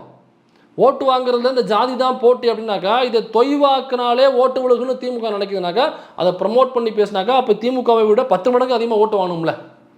அந்த நாக்குப்பூச்சியாக இருக்கட்டும் அல்லது மற்ற சமூகத்தில் உள்ள அந்த ஜாதியை ப்ரமோட் பண்ணி பேசுகின்ற நபர்களாக இருக்கட்டும் அவங்கெல்லாம் அங்கே ஜெயிச்சிருக்கணும். அண்ணா அதில் பேசும்பொழுது மேல்பாதி மேட்டரையும் மென்ஷன் பண்ணி பேசியிருந்தார். மேல்பாதியில் கூட அந்த அரசாங்கத்தால் பாதிக்கப்பட்ட மக்கள் பக்கம் துணை நிற்க முடியல அப்படின்னு போகும்போது அண்ணா வந்து லிட்டரலாக ஒரு அவதூறை பேசிட்டு போயிட்டார். அந்த மேல்பாதி மேட்டர் என்ன நடந்துச்சுனாங்க, ஆக்சுவலாக அங்கே உள்ள இன்னொரு கட்சி, ஒரு ஜாதியை வச்சு கட்சி நடத்தக்கூடிய இன்னொரு கட்சி அங்கே நாள் மீட்டிங் போட்டு அங்கே உள்ள அந்த பெரும்பான்மையாக இருக்கக்கூடிய அந்த இடைநிலை சமூகத்தை சார்ந்தவங்களை கூப்பிட்டு நம்ம பாலுன்னு சொல்லிட்டு ஒருத்தர் இருக்கார், ஒரு வக்கீல் அந்த கட்சியில் பாமக கட்சியில். அவர் வந்து மீட்டிங் போட்டு அந்த மக்கள்கிட்ட பேசுகிறாப்புல இது நம்முடைய உரிமை, நம்ம உள்ளோட கூடாது, அது எவ்வளோ பெரிய பிரச்சனை வந்தாலும் உச்சநீதிமன்றத்துக்கே போனாலும் கூட நம்ம ஐயா வந்து பார்த்துக்கிறோன்னு சொல்லிட்டாரு, அதனால் நம்ம உள்ளோட கூடாது என்று சாதி வெறியை தூண்டி விடுகிற பேச்சை பேசினாரு. அந்த வீடியோ வைரலாச்சு. அதை நீங்கள் பார்த்துருப்பீங்கன்னு நினைக்கிறேன். பார்க்கலாம் கூட நீங்கள் பாருங்கள். ஆண்டாண்டு காலமாக இந்த கோயில் திரௌபதி அம்மன் கோயிலுக்கு என்ன வழக்கமாக இருக்கிறதோ அதில் எந்த மாற்றமும் இல்லாமல் தொடர்ச்சியாக அதுக்கு மாவட்ட நீதிமன்றத்தில், ஹைகோர்ட்ல, சுப்ரீம் கோர்ட்ல எங்க வேணாலும் நான் நடத்துறேன். ஒரு பைசா உங்கள்கிட்ட கட்டணம் இல்லாமல் உங்களுக்கான நீதிமன்றத்தினுடைய சேவையை நான் உங்களுக்கு தெரிவிக்கிறேன். இந்த உத்தரவாதத்தை மருத்துவரையா கொடுத்துட்டு வர சொன்னார். நான் பக்கத்தில் இருக்கேன்னு சொல்லு, அங்க சரியில்லைன்னா நானே அங்க வருவேன்னு சொல்லிட்டு வாங்கன்னு சொல்லி தான் என்ன அனுப்பிச்சிருக்கேன். இப்படிதான் அந்த சாதிய வன்மம் வந்து இன்னும் பெரிதாக தூண்டுகோல் போடப்பட்டுச்சு. அப்போ அங்கே பட்டியல் சமூக மக்கள் நுழைவதற்கான போராட்டம் ஆரம்பிக்குது. இப்போ அரசாங்கம் திராவிட முன்னேற்ற கழகம் என்ன பண்ணுச்சுன்னா ஒருவேளை அவங்களுக்கு ஓட்டு தேவையாக இருக்கும் அப்படிங்கிற பட்சத்தில் அண்ணன் சொல்கிற குற்றச்சாட்டு அந்த சாதிக்கு ஆதரவாக அவங்க கரைஞ்சு போயிட்டாங்க அப்படிங்கிறது உண்மையாக இருக்கும் பட்சத்தில் அங்கே உள்ள பெரும்பான்மை அந்த குறிப்பிட்ட இடைநிலை சமூகத்துடைய வாக்கை பெற வேண்டும் என்பதற்காக அவங்க அமைச்சர் அனுப்பாமல் இருந்துக்கலாம். வெறுமனே காவல்துறையை மட்டும் அனுப்பிச்சிட்டு எப்பா அது என்னென்னு கொஞ்சம் சமரசமாக கொஞ்சம் பெரிய சண்டை இல்லாமல் 2 பேருக்கும் சாதகம் பாதகம் இல்லாமல் ஒரு மாதிரி முடிச்சு விடுங்கப்பா அப்படின்னு காவல்துறையை அனுப்பிச்சுட்டு அவங்க வேலையை முடிச்சிருக்கலாம். அவங்க கட்சியினுடைய ரெப்ரசன்டேஷனாக இருக்கக்கூடிய ஒரு சிட்டிங் எம்எல்ஏ, ஒரு அமைச்சர், அந்த கட்சியினுடைய சீனியர் பொலிட்டீஷியன், அவர் அந்த சீனியர் பொலிட்டீஷியன் முக்கியமான அமைச்சர், அந்த அமைச்சரை நேரடியாக ஸ்பாட்டுக்கு அனுப்புகிறாங்க. ஸ்பாட்டுக்கு அனுப்பி காவல்துறை நிற்கிது. அந்த அமைச்சர் சொல்கிறாரு அந்த பட்டியல் சமூக மக்கள்கிட்ட நீங்கள் வாங்க அப்படின்னு சொல்கிறாரு. எனக்கா அந்த அமைச்சரும் அங்கே உள்ள அந்த பெரும்பான்மை இடைநிலை சமூகத்தை சார்ந்தவர் தான் அந்த அமைச்சரும். அவர் போய் இந்த பட்டியல் சமூக மக்களை கோயிலுக்குள்ளே கூட்டு போகிறதுக்கான வேலைகளை அவர் முன்னாடி நின்று காவல்துறை வச்சு அவங்க வந்து வேலை வாங்கிட்டு இருக்காங்க. அந்த அமைச்சர் அங்கே நிற்கிறாரு அப்படின்னாக்கா அப்போ அந்த அமைச்சரின் மீது அந்த ஏரியாவில் உள்ள அந்த அதே சமூகத்தை சார்ந்த மக்களுக்கு அந்த அமைச்சர் மீது கோவம் வரும்ல. அப்போ அடுத்த எலெக்ஷனில் எப்படி ஓட்டு போடுவாங்க? ஏன்னா அவங்களுடைய ஓட்டும் வாங்கினாலும் ஜெயிக்க முடியும். அப்போ இப்படி அமைச்சர் அனுப்பி அவர் தொகுதியிலேயே அவர் அனுப்பினோம்னாக்கா ஐயா ஓட்டு வாங்க முடியாது, நெக்ஸ்ட் டைம் நாம் அதே சமூகத்தை சார்ந்த கேண்டிடேட் தான் நிப்பாட்டுவோம். அப்போ அந்த சமூக மக்கள் வந்து இவன் தானே அந்த கோயிலுக்குள்ளே விட்டது பட்டியல் சமூக மக்களை, அப்போ இவன் நமக்கானவன் இல்லை, இவன் வந்து அந்த மக்களுக்கானவன், பட்டியல் சமூக மக்களுக்கானவன், இவனுக்கு யாரும் ஓட்டு போடாதுன்னு ஈஸியாக அவங்க கேம்பெயின் பண்ணி அந்த ஓட்டுகளை பூரா இங்கே வரவிடாமல் தடுத்துருவாங்களே. அப்போ திமுக அரசாங்கத்துக்கு ஓட்டு தான் முக்கியம்னாக்கா அந்த அமைச்சர் அனுப்ப வேண்டிய அவசியமே இல்லையே. வெறுமனே காவல்துறையிட்ட சொல்லி அதை என்ன நம்ம எப்பா இதோ பார்த்து முடிச்சு விடுங்கப்பா அப்படின்னு சொல்லிட்டு ஈஸியாக சட்டம் ஒழுங்கு பிரச்சனை இல்லாமல் இல்லை பார்த்து முடிச்சு விடுங்க, ஈஸியாக முடிச்சு விட்டுருக்கலாமே. அதுக்கு அமைச்சருக்கு அனுப்பணும். அமைச்சர் முன்னிலையில் பட்டியல் சமூக மக்களை கோவிலுக்குள் அழைத்து சென்றார்கள், காவல்துறை சார்ந்த நபர்கள் அழைத்து சென்றார்கள். அப்போ ஒரு பெரிய பிரச்சனையாகுது. அந்த அமைச்சர் நிற்கும் பொழுது பெரிய பிரச்சனையாகுது. அமைச்சர் சொல்கிறாரு வாங்கன்னு சொல்லி கூட்டு போகிறாரு, ஆனால் அங்கே உள்ள மக்கள் எல்லாம் முன்னாடி நின்று மறைக்கிறாங்க. அப்போ மிகப்பெரிய கலவரமாக வெடிக்கக்கூடிய, அது போலீஸ் நிற்குது, ஆனால் அந்த மக்களுக்கு சாதிய உணர்வு, அந்த சாதியின் மீது உள்ள வெறி இருக்குல்ல, அது மண்டை மேலே ஏறி உட்காந்துருக்கு அவங்களுக்கு. அந்த மண்டை மேலே ஏறி உட்காந்துக்கிட்டு உசிரே போனாலும் பரவாயில்ல நாங்கள் உள்ளே விட மாட்டோம்னு சொல்லிட்டு முன்னாடி நிற்கிறாங்க. இப்போ என்ன பண்ணுவீங்க நீங்கள்? துப்பாக்கி சூடு நடத்திடலாமா? அடிச்சு போட்டு இல்லை கொண்டு இல்லாமா? அப்படி பண்ணுறது சட்டத்தில் வாய்ப்பு இருக்கா? இல்லை, கோர்ட்டில் கொண்டு போய் தான் நிப்பாட்டணும். அப்போ அமைச்சர் போய் நின்னும் அது நடக்கலை. அப்போ அமைச்சர் அந்த வெறுப்பை சம்பாரிச்சுட்டு வர்றாரு. அந்த திராவிட முன்னேற்ற கழகம் அந்த பகுதியில் உள்ள பெரும்பான்மையாக இருக்கக்கூடிய இடைநிலை சமூகத்தினுடைய வெறுப்பை சம்பாரிச்சுட்டு இங்கேருந்து வர்றாங்க. அப்புறம் தொடர்ந்து போராட்டம் போயிட்டு இருக்கு. மறுநாள் இன்னும் பல காவல்துறை நபர்களை இறக்கி இன்னும் சிவியராக்கி அந்த காவல்துறை ஒத்துழைப்போட மறுபடியும் அந்த பட்டியல் சமூக மக்களை கோவிலுக்குள் அழைத்து சென்றார்கள்.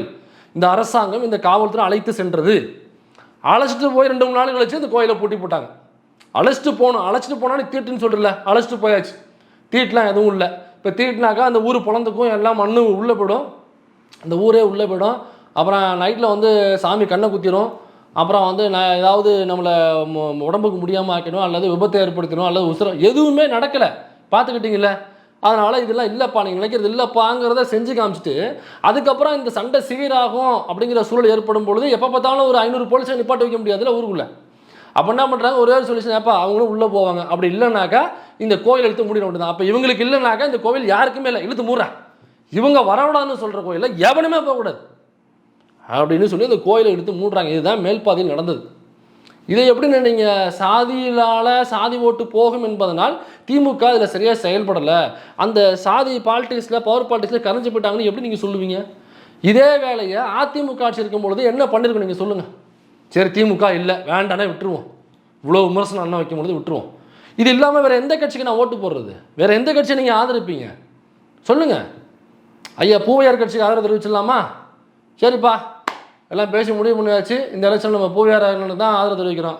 அண்ணன் போய் பிஜேபி கூட கூட்டணியில் இருக்காப்புல, நான் அண்ணன் கூட எப்படி கூட்டணி வைக்கிறது, எப்படி அண்ணனுக்கு ஆதரவு தெரிவிக்கிறது?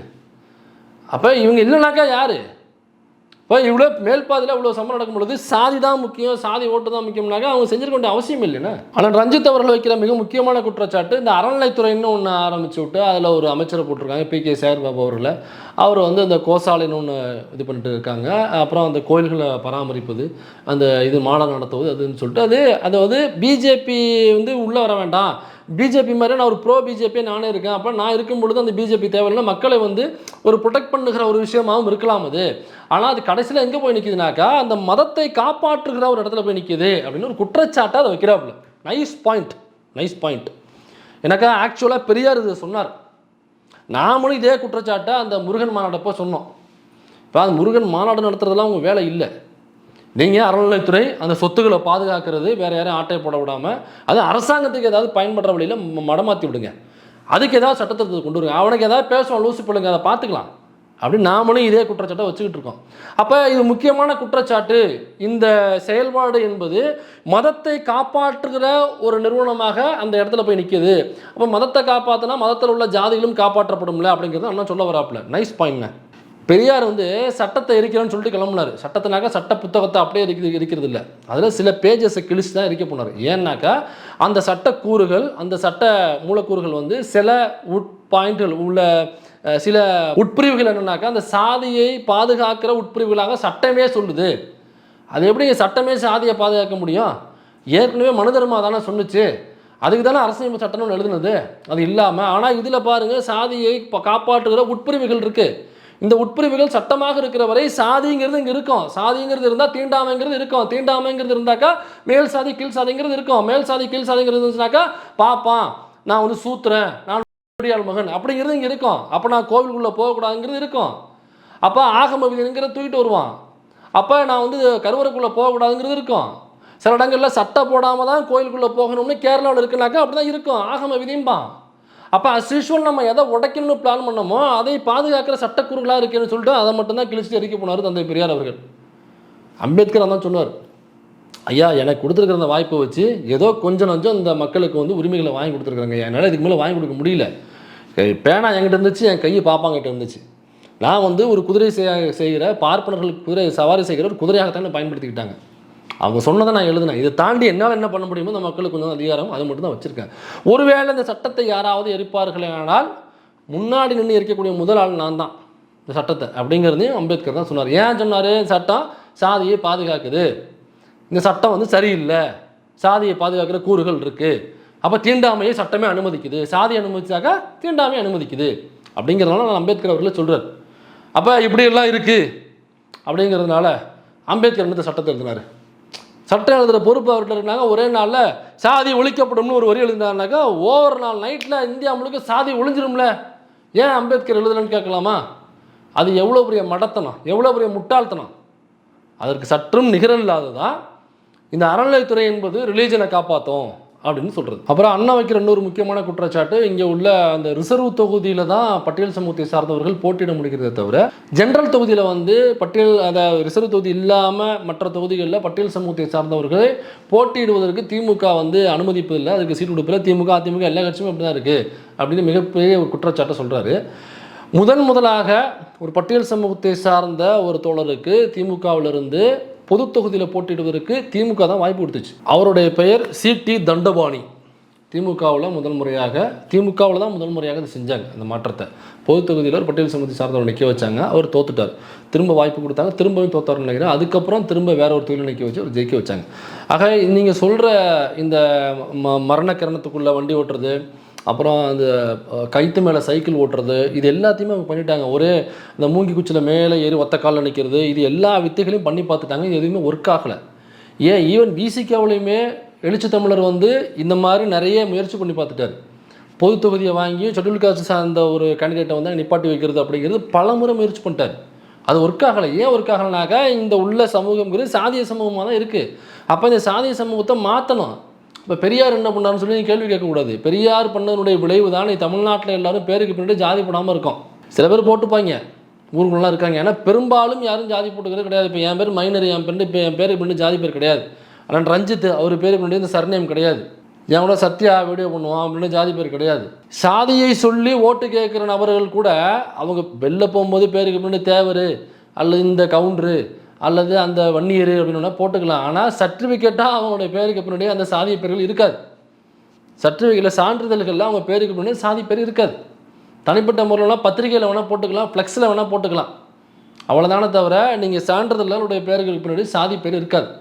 ஆனால் நீங்கள் வட மாநிலத்துக்கு போங்க, பேருக்கு பின்னாடி கண்டிப்பாக சாதி பேர் இருக்கும். ஏன் வட மாநிலம் இந்த கேரளாவுக்கு போங்க, ஆந்திராவுக்கு போங்க, கர்நாடகாவுக்கு போங்க, எல்லாருமே சர்நேமோடு தான் இருப்பாங்க. ஸோ திமுக இந்த ரிசர்வ் தொகுதி இல்லாமல் பொது தொகுதியில் பட்டியல் சமூகத்தவரை நிற்க வச்சு அந்த இதெல்லாம் பண்ணி பார்த்துட்டாங்க, அந்த நடைமுறையெல்லாம் பண்ணி பார்த்தாங்க. ஆனால் நடைமுறையாக ஒர்க் ஆகலை. அப்படிங்கிறதுக்கு அப்புறம் தான் அவங்க வந்து சரி இந்த ஓட்டர்ஸில் எப்படி இருக்குது, அப்போ அதுக்குள்ளே போய் தான் நம்ம ஆட்சியை பிடிக்கணும் அப்படிங்கிற இடத்துக்கு நகர்றாங்க. அப்படி போகிறாங்க.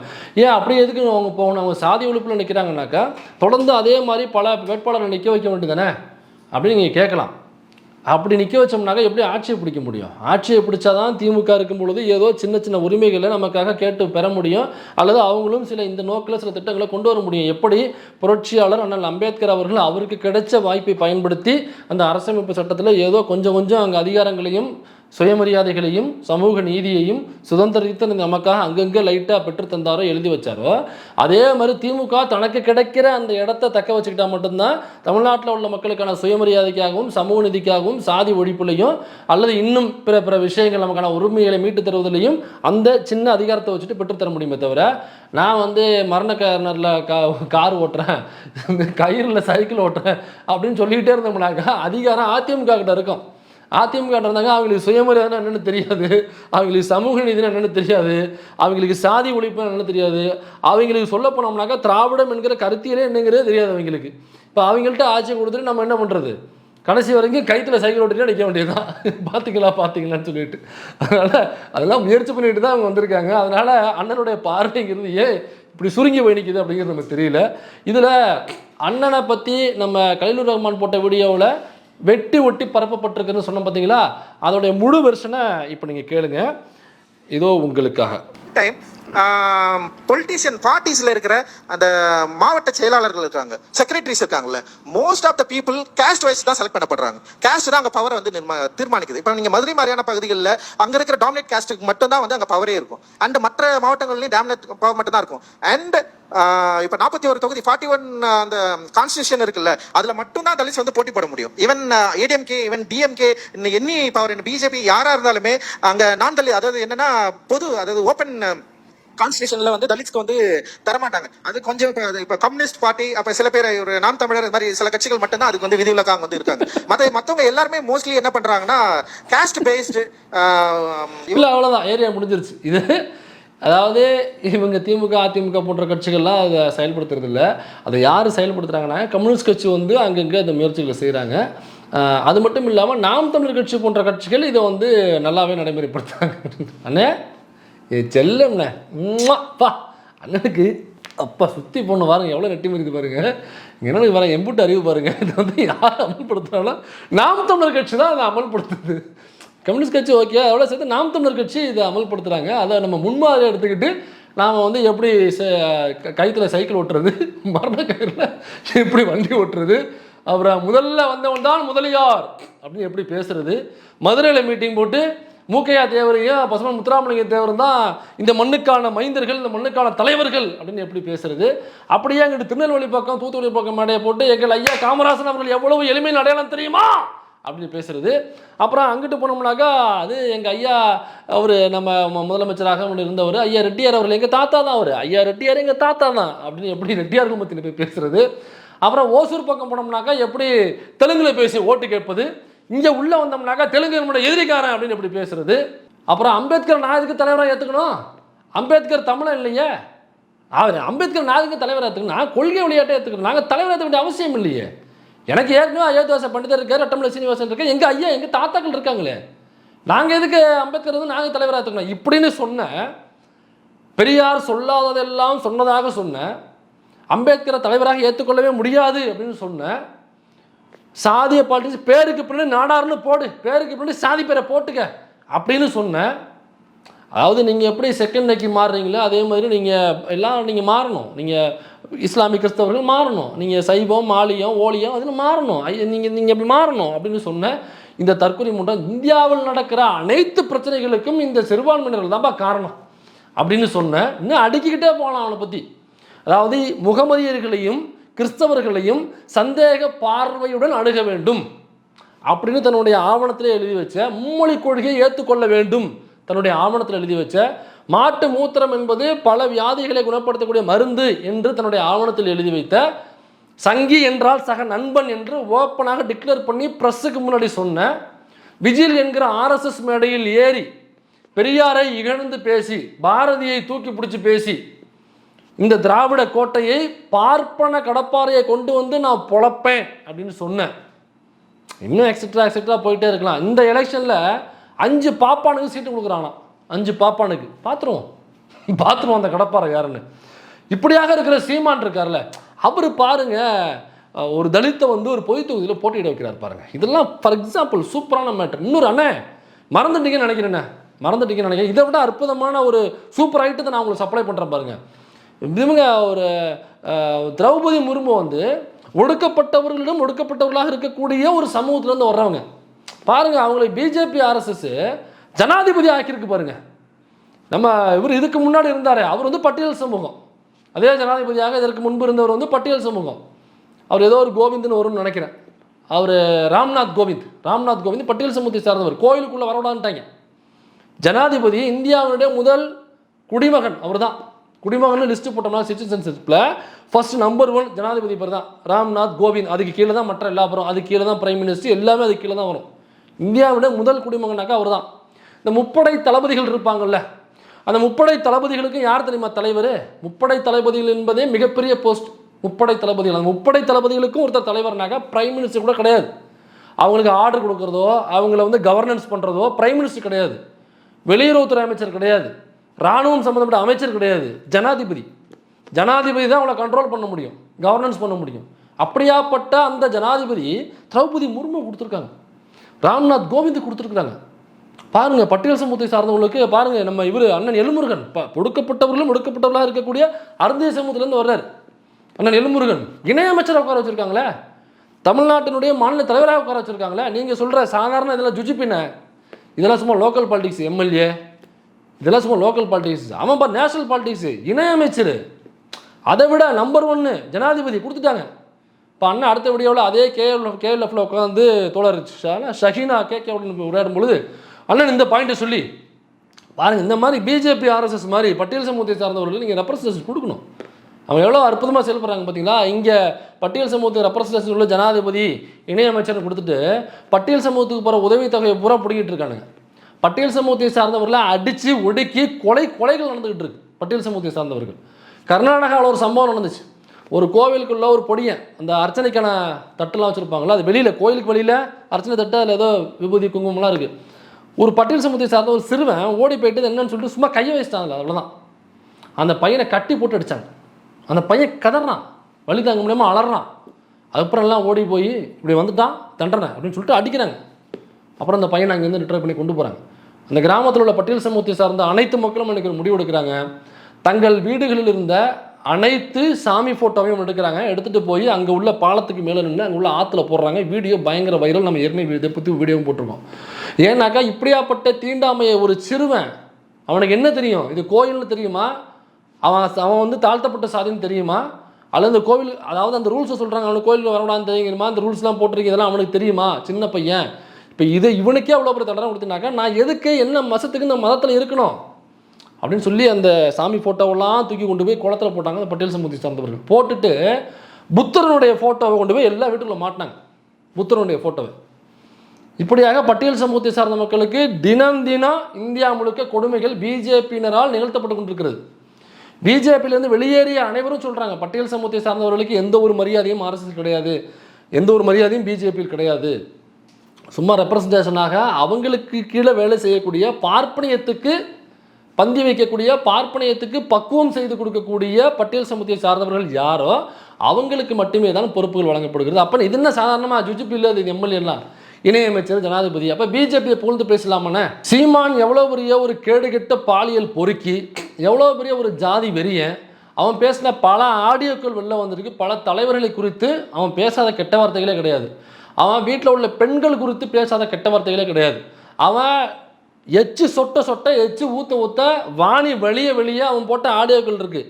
யார் அந்த தீவு வச்சுக்கிட்டு ஒரு சாமியார் ஒருத்தர் இருக்கானே, வெளிநாட்டு ஓடிப்பட்டுன்னு சொல்லிட்டு, அவரை பேசும்பொழுது அவங்க கூட பிரச்சனை இல்லைடா, அவங்ககிட்ட காசு பணம் இருக்குது, அந்த இதில் நகை இருக்குது, இடம் இருக்குது, அதனால பிரச்சனைடா. அந்த பிகர்கள் சிவப்பான ஆள் ஃபாரின் பிகராக இருக்கு போடுறா, அது மட்டும் தான் அது எனக்கு கண்ணுக்குள்ளே நிற்குதுடா. பணக்காரனாக இருக்கிறது எனக்கு பிரச்சனை இல்லை, நகை போட்டுக்கிறது, தங்க டாக்டர் உட்காரலாம் எனக்கு பிரச்சனை இல்லை. ஃபிகர்களோட இருக்கு, அதுதான் எனக்கு வெறுப்பாக இருக்குது. நல்ல ஃபிகராக இருக்குது, அது வெள்ளக்கார ஃபிகர்களாக வச்சுருக்கான், அதுதான் வெறுப்பாக இருக்குது. வச்சு எவ்வளோ ஊற்றி பேசியிருந்தான். இந்த பாலியல் பொறுக்கி, இந்த ஜாதி வெறியும் உங்களுக்கு ஃபார் எக்ஸாம்பிள் சொல்கிறதுக்கு நீங்கள் நகர்ந்துருக்கீங்க. ஏன்னா நெக்ஸ்ட் டைம் நீங்கள் பிஜேபி சொல்லுங்கண்ணே, இவனுக்கு சொல்லிட்டு சும்மா பிரான்ச் ஆஃபீஸு, நீங்கள் ஹெட் ஆஃபீஸுக்கு போயிடுங்க, அதான் உங்களுக்கு பெட்ரு. திமுகவில் உள்ள ஒரு மாவட்ட செயலாளர் வீட்டில் இந்த மாதிரி ஃபோட்டோ வச்சுக்கிட்டு பேசுகிறான் அப்படிங்கிறதுனால ஒட்டுமொத்த திமுகவுடைய வரலாறையும் கொண்டு வந்து எங்கே கொண்டு வைக்கிறாருனாக்கா, இவங்க இந்த சாதிய ஓட் பேங்கில் கரைஞ்சி போயிட்டாங்க அப்படிங்கிற ஒரு குற்றச்சாட்டை வைக்கிறீங்க.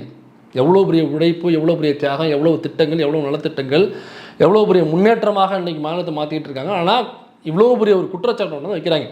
அப்போ யாரோ ஒருத்தர் செஞ்ச தவறுக்கு அந்த ஒட்டுமொத்த கட்சியின் மீதும் பழிய போடுவாங்கனாக்கா, இலங்கையில் பௌத்தத்தின் பெயரை சொல்லி தமிழர்களை அடித்து கொண்டாங்க, வெட்டி கொண்டாங்க, சுட்டு கொண்டாங்க. கொன்னதுக்கு அப்புறம் இங்கு தமிழனின் கறி கிடைக்கும் போர்டு போட்டு செத்த உடம்ப தொங்க விட்டுதாங்க. கை தனியாக வெட்டி, கால் தனியாக வெட்டி, இங்கு தமிழனின் கறி கிடைக்கும் தொங்க விட்டுருந்தாங்க. எதன் பெயரை சொல்லி? பௌத்தத்தின் பெயரை சொல்லி அங்கே நடந்துச்சு. அப்போ பௌத்த மதத்தை தழுவுகிற எல்லோருமே இதைத்தான் செய்வார்கள். பௌத்த மதம் என்பதே ஒரு அராஜக மதம், பௌத்த மதம் என்பதே ஒரு அட்ராசிட்டி மதம், பௌத்த மதம் என்பதே தமிழர்களுக்கு எதிரான மதம். என்னக்கா அங்கே தமிழர்களை கொண்டிருக்கு அப்படி சொல்லிடலாமா? அப்போ அம்பேத்கர் பௌத்தத்தை தழுவினார், பௌத்தத்தை தழுவிதால் அம்பேத்கரும் தமிழருக்கு எதிரானவர் அப்படி சொல்லலாமா? அது எவ்வளோ பெரிய முட்டாள்தனம், எவ்வளோ பெரிய மடத்தனம், எவ்வளோ பெரிய அறிவிலித்தனம் அது. இப்போ யாரோ ஒருத்தவன் செய்கிறானாக்கா தலைமை என்ன சொல்லுதுன்னு பார்க்கணும். இப்போ யாரோ ஒருத்தவன் அந்த பௌத்தத்தின் பெயரை சொல்லி, புத்தரின் பெயரை சொல்லி, இந்த மதத்தின் பெயரை சொல்லி எவனோ ஒரு அறிவுகிட்ட நாய் அங்கே பண்ணுறானாக்கா, அதுக்கு பௌத்தம் என்ன பண்ணும், அதுக்கு புத்தர் என்ன பண்ணுவார், அதுக்கு அந்த மதம் என்ன பண்ணும்? திமுகவினுடைய கொள்கைகளில் மிக முக்கியமான கொள்கை என்னென்னா ஆதிக்கமற்ற சமூகத்தை உருவாக்குவோம் அப்படிங்கிறதா முக்கியமான ஒரு கொள்கை. சமத்துவமான ஒரு சமூகத்தை உருவாக்குவோம், அதை நோக்கி தான் எல்லா திட்டங்களும் இருக்கும், அதை நோக்கி தான் எல்லா சட்டங்களும் இருக்கும், அதை நோக்கி தான் அந்த கட்சியினுடைய பயணம் இருக்கும். இப்போ இதில் கட்சிக்குள்ளே யாரோ ஒருத்தவன் 2 பேர் தவறு பண்ணுறான் அப்படிங்கிறதுக்காக அந்த கட்சியே அப்படியாப்பட்ட கட்சி இந்த ஜாதி அரசியலில் ஓட்டர் பாலிட்டிக்ஸில் கரைஞ்சு போச்சு இந்த கட்சி அப்படின்னு சொல்கிறது எவ்வளோ பெரிய குற்றச்சாட்டு. கடைசியாக ஒன்று சொல்லி முடிச்சுக்கலான்னு நினைக்கிறேன்.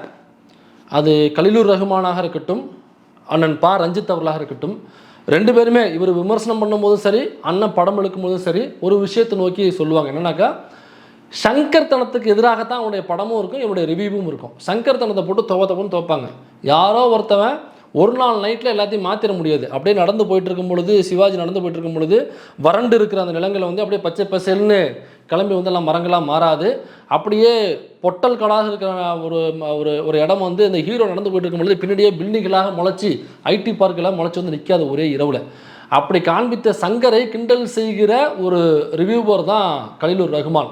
இதை கிண்டல் செய்கிற ஒரு சினிமா கிரியேட்டர், சினிமா மேக்கர் தான் அண்ணன் பா ரஞ்சித் அவர்கள். அப்போ திரைப்படத்தில் சங்கர்த்தனத்தை எதிர்க்கிறாங்க, ஆனால் லைவில் சங்கர்த்தனத்தை ஆதரிக்கிறாங்க. இதுதான் நமக்கு சிக்கலாக இருக்குது. ஒரே இரவில் திமுக வந்து சாதியை சரி செஞ்சிடும் அல்லது ஏன் சரி செய்யலை அப்படின்னு கேட்குற கேள்வி தான் நமக்கு முரணாக இருக்கிறது. திரும்பவும் சொல்கிறேன், ரஹ்மான், இந்தியா பாகிஸ்தான் மேட்ச் நடக்குதுன்னா இப்போ இந்தியா வந்து 100 ரன் அடிக்கணும், கடைசி பால், ஒரு பாலில் 100 ரன்னு எவனாலும் அடிக்க முடியாது. அப்பையும் உட்காந்துட்டு நான் இந்தியாவுக்கு சப்போர்ட் பண்ணுவேன் அப்படின்னாக்கா அந்த பியர் ப்ரெஷர்லேருந்து முதல்ல வெளில வாங்க. 40 நோ பால் எவனும் போட மாட்டான், 99 ஒய்டு எவனும் போட மாட்டான். அதனால் ஒரு பாலில் 100 ரன் அடிக்கிறது வாய்ப்பே கிடையாது. அந்த பியர் ப்ரெஷரை தூக்கி வெளில வைங்க. அந்த நடுநிலை, நட்ட நடுநிலை அதெல்லாம் தூக்கி ஓர வைங்க. அண்ணனுக்கு சொல்கிறதா அதுதான், அண்ணன் ஒரே பாலில் 100 ரன்னு திமுகவில் அடிக்க முடியாதுண்ணே. இதை கண்டிப்பாக அண்ணன் பா ரஞ்சித் அவர்களுடைய பார்வைக்கு போகும் அப்படிங்கிற நம்பிக்கையில் தான் நான் அந்த வீடியோ பண்ணுறேன். பக்கத்தில் இருக்கிறவங்க என்னுடைய வீடியோவை என்னவா கொண்டு போய் சேர்க்குறாங்க, அல்லது இவன் இந்த மாதிரி பேசியிருக்கானு என்னவா அவங்க காது கொண்டு சேர்க்குறாங்கன்னு நமக்கு தெரியல. அண்ணன் எப்போவுமே என்னுடைய நட்பு சக்தி தான், அண்ணன் எப்போவுமே எனக்கு அண்ணன் தான். அவருடைய இருப்பு தேவை. முடிஞ்சால் என்னால் அவருடைய கரங்களை வலுப்படுத்த முடியும் அப்படின்னா கண்டிப்பாக நான் வலுப்படுத்துவேன். அவர் கூட நிற்கிறதுக்கு அவர் அனுமதிச்சார்னாக்கா நான் வந்து நிற்கிறது நாங்கள் தயாராக தான் இருக்கிறோம்.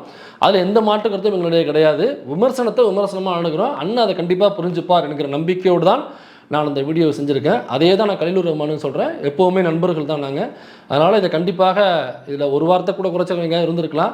அது கலிலூர் ரஹ்மானுக்கானதோ அல்லது நான் பா ரஞ்சித்துக்கானதோ கிடையாது. இவங்க போட்ட பதிவுகள், இவங்க போட்ட வீடியோக்களுக்கு யாரெல்லாம் இசைந்தார்களோ அவங்க எல்லாருக்குமான ஒரு வீடியோ தான் இந்த வீடியோ. அதனால் கடைசியாக ரஹ்மானுடைய ட்ரேட்மார்க்கோட முடிக்கலாம்னு நினைக்கிறேன்.